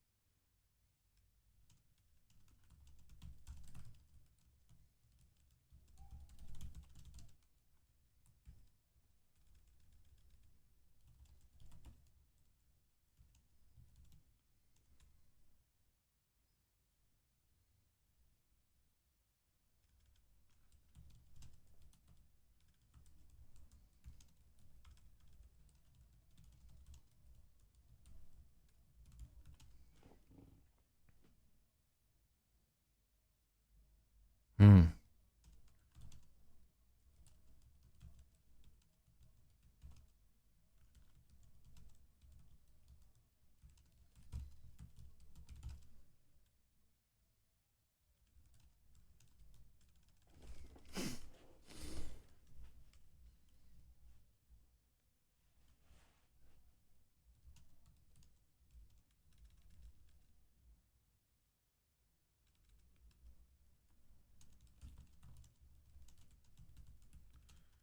Unity withdrawal made her feel so bleak. She's the brains of the operation for sure, Frida concluded with a nod. Wait, 200 feet? Dan blinked. Is that for real? That's a low-end scenario with total glacier melt. It's probably more like 230 feet of sea level rise. 70 meters, Freya added for the benefit of the waltzes. She wasn't sure if they needed the conversion or not. She's right, Jeremiah said. We used to think it might take thousands of years for the glaciers to melt. Now we're learning there are 500 billion tons of methane hydrates trapped beneath the Antarctic ice. It's bubbling up from Greenland, and there's far, far more in the Arctic permafrost. As the caps melt, it'll create...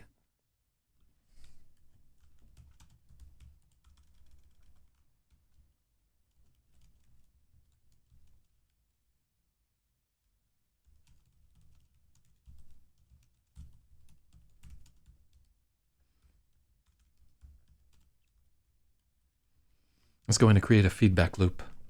Methane raises temperatures, which accelerates warming, which releases more methane. London, Shanghai, Calcutta, Buenos Aires, New Orleans, they could all be gone in your lifetimes, or your children's. Dan looked a little stunned.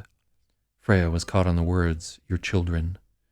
She wasn't going to have any, but the words still loomed large in her mind, heavy with significance. That's not a sure thing, though, right? Dan hedged. He was not ready to accept this idea. Oh, so shoutouts to Johnsonus here, joining us from Picarto or whatever there. Yeah, we're editing this novel. We're just about at page 600 out of 810, and this is our 61st day of editing. So we're almost to an average of 10 pages a day. I think right after this very weighty climate change scene, we just get right into the underage sex. So life is good. Although technically these characters are not underage, legally or whatever they're. Yeah, it's a romance, and has a lot to do with telepathy and aliens. So shout out to science fiction right there. Nothing is sure in this world, but the more data we get, the clearer the picture becomes. Can we do anything to stop it?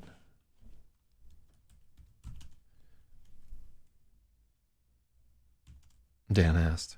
No, Jeremiah said, with total certainty. If there's nothing we can do, I might just major in swimming, Dan joked.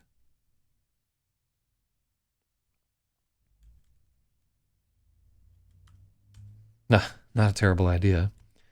But I only mean that there's no halting the change. There's a tremendous amount you can do to help adapt to it. Here's something no one told me when I was your age, or if they did, it never sank in. You have 35 years of meaningful work in you, maybe 40 if you're lucky. Take away family, and that work is the only real impact you will have in the world. Let me ask you something. How would you like to change the world in those 35 years?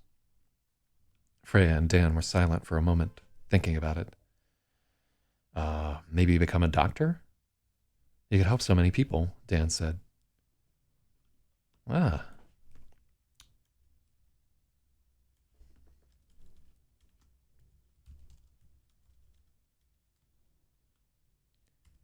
When I ask this question, that's often the first place people go. When people think about a career, they think only about themselves.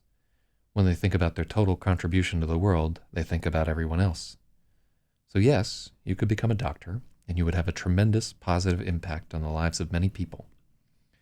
Over the course of your career, you would treat perhaps 30,000 people and save a great many of their lives. Generations later, there will be thousands of people alive who would have never lived because of your intervention. It's an admirable goal.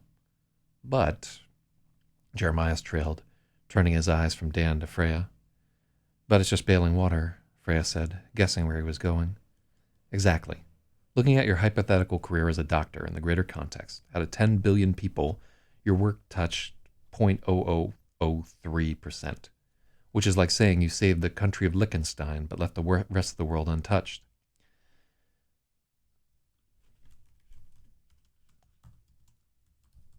That career also tends to exacerbate the problem we were talking about before. More people, more mouths. Let's consider another direction. Did you know who Fritz Haber was? Neither of them did. All Freya could think of was Fritz Lieber, and she was certain this wasn't about Farfod and the Grey Mouser. Which, by the way, is an awesome fucking series right there. Huge fan of Fritz Lieber. Fritz Haber was the father of chemical warfare. He was a very accomplished chemist and a leading advocate for the use of poison gas in World War I. His first wife was also a PhD in chemistry, but she was bitterly opposed to using gas as a weapon of war. She committed suicide less than a week after the first gas attack in Ypres. We gotta do it again because I can't remount. Ypres is what I thought.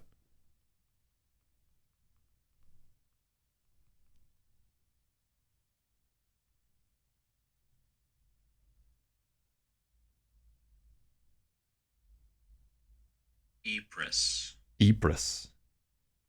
Ypres. Let's try this. Ypres. Ypres. French. Ypres. Ypres.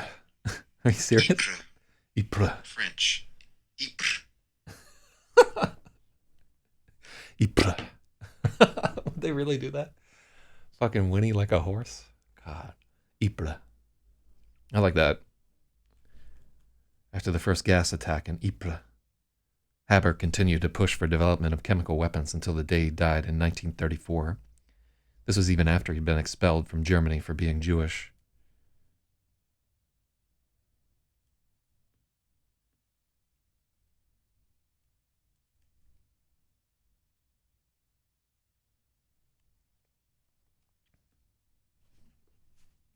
Later, during the Holocaust, an insecticide Haber invented was used in the gas chambers. Zyklon B. The Nazis used Haber's own creation to murder his relatives. He sounds like a bit of an asshole, Dan joked, and Jeremias nodded in agreement.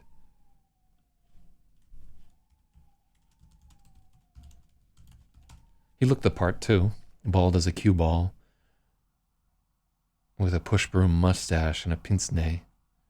If you saw a picture of him, you'd swear he's the archetypical evil scientist. But what if I told you he was also the savior of mankind?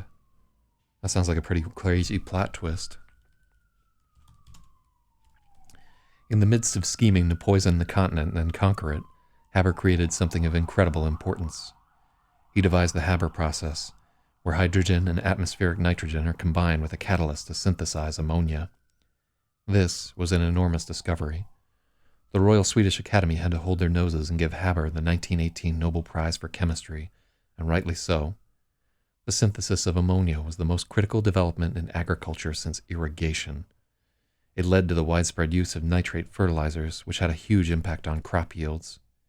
To put that in perspective, there are nearly 8 billion people alive on the Earth today.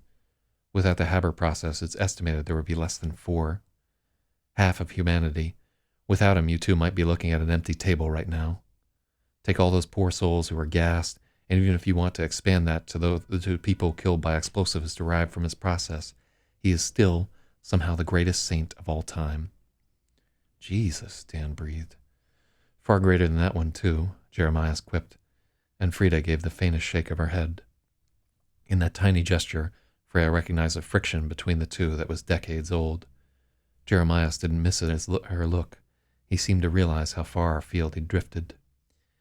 In any case, that's something to think about. I must apologize. I didn't intend to veer our conversation into genocide. It's fine. This is fascinating, Freya said. Dan nodded in agreement. He'd been hanging on every word. I wish my readers were.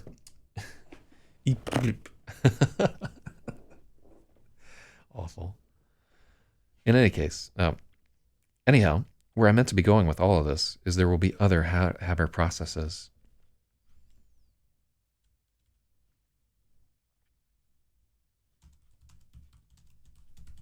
Is that there are other Haber processes we must discover, processes that we must discover.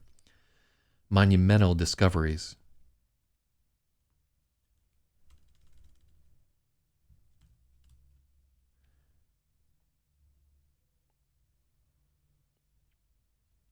Is that there are other Haber processes we must find. Monumental discoveries that will change the world forever. Novel ideas to provide clean water and nutritious food to billions of people who are not even born yet. So when you're wondering what to do with your brief span on this earth, I would urge you to consider that we need as many bright young people working on this problem as possible. You too are inheriting a terrible mess, and nobody will blame you if you choose to throw up your hands. But if you want to try and save the world, the hard sciences are the place to be. There's a terrible war on the horizon, and if we want to prevent it, we need to make incredible strides in water purification, crop yield, and energy production. It's our only chance for survival as a species. Freya clutched a starball in her pocket as the two of them grappled with everything Jeremias had said.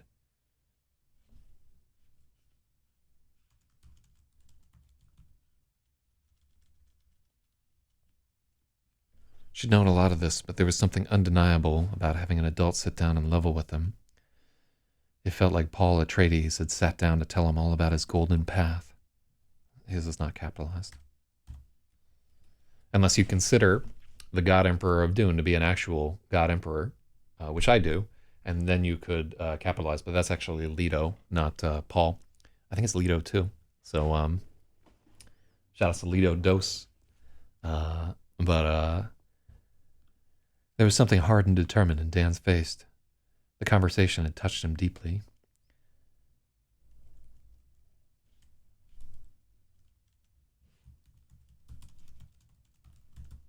As she reflected on the change, Freya thought if the room was ready, she would build the waltz as a due and drag him back there this moment. I will absolutely think about that. Thank you, Dan said.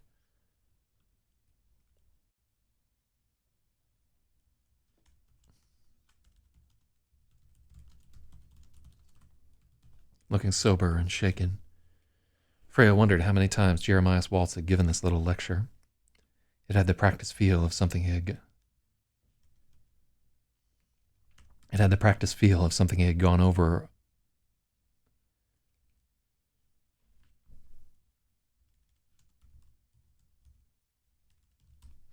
It had the practiced feel of something he had performed again and again, smoothing it down until there were no notes out of place. He was a herald for the end of the world. Of course, this is only part of the picture. Unless we better understand ourselves, we'll never get there, Jeremias said, with a nod at Frida. She took the cue. At its heart, this is a problem with our nature. We're trying to run a global society on tribal programming that was meant to cap out at 100 individuals. 200 years of industrialization fighting against 200,000 years of inertia. I assure you we're going to have a much harder time changing who we are than what we eat or how we generate electricity, Frida Waltz said.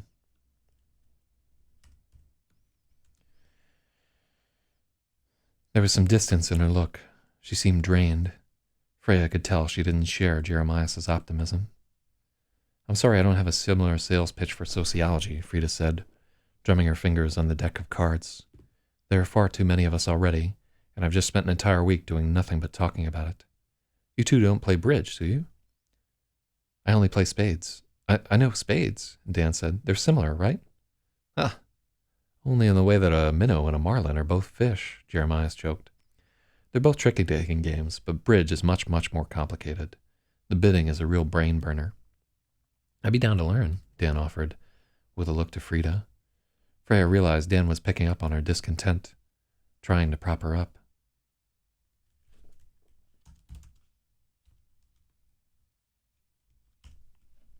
I love card games, Freya added, getting on board.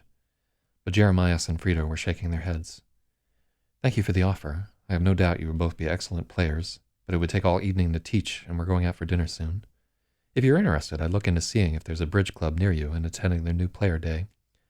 Bridge is one of those things that's very difficult to get into, but increasingly rewarding the longer you play. It's an incredible feeling of gestalt when you and your partner are really on a streak together. Jeremias took Frida's hand, trying to draw her out of her funk. Freya couldn't resist the urge to smile at Dan. If they only knew. Dan was frowning. She could tell he felt a bit of how dare these Germans think I'm too dumb for their game. But she could understand. Serious players found casual play insufferable. Randall was that way with pool. If there wasn't money on the line, it wasn't a game to him. How was Dartmouth, by the way? Freya asked, changing the subject. It's a great school. I met some incredibly bright people there. Good luck on your application, by the way, she offered Dan. It would take a miracle. There's too many, too many of these start with like a ha or whatever there. Let's take these out. Like, I don't like the way that they sound when you read them. And it's like 3 or 4 paragraphs where they're like, ha, ha, ha. You know, sounds kind of hokey to me. It's something that somebody would actually do in conversation, but it doesn't read right.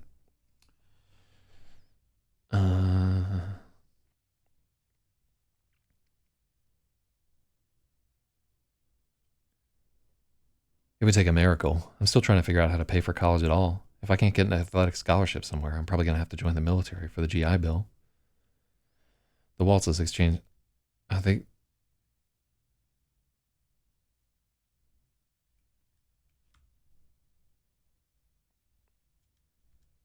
The waltz's eyes went from Freya to Dan, unraveling the situation.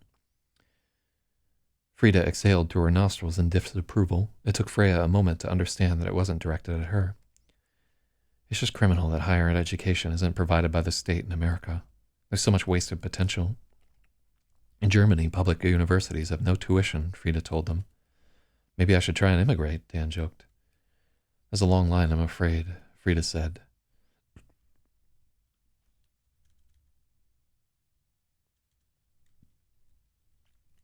The woman from the front desk.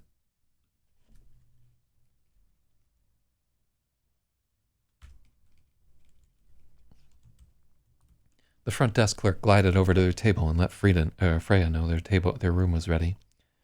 She'd completely lost track of time. It was already getting dark outside. Here, let me get your email address, Jeremiah said, pulling out his phone. I'm good friends with the director of the U.S. branch in Nuffield. It's an agricultural MPO. If your marks are good and you're interested in studying the field, he might be able to help you secure a scholarship. Seriously? Dan said. Yes, absolutely. I can't promise anything, of course, but it can pay to let old people talk your ear off from time to time. Thank you both for the conversation. Apologies for being a little bit fanatic. Thank you. You gave us a Thank you. You gave us a ton to think about. Auf Wiedersehen, Freya said. God, I can't even talk right. The waltzes smiled as they left. When they were gone, Dan turned to Freya with his eyebrows raised. Did they just give us a quest to save the world? It's a Gaius, Freya said. When she saw the look on his face, she knew she would have to explain. She felt unreasonably irked. Dan should just know what she meant. They should just be one. Every moment without the unity hurt a little more. Dan could tell. He set his hand over hers and leaned over. I miss you too, he whispered in her ear and squeezed his hand. And then he squeezed her hand.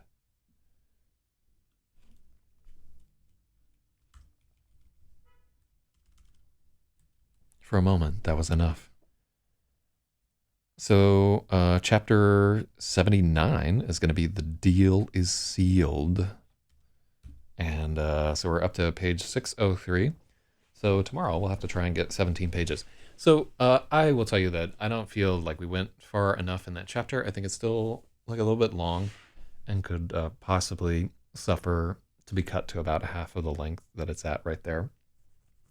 I like that we foreshadowed the waltzes, but I'm still not a hundo on that chapter. But it also, that chapter is doing some heavy lifting in this book in terms of saying some of the things that we want to say and moving in a direction that we want to move in.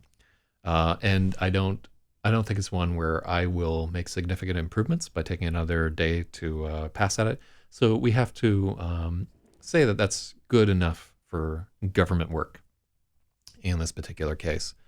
But worry not, because we're just 7 pages shy of our 10 pages a day goal, which is good. I'm really happy about that.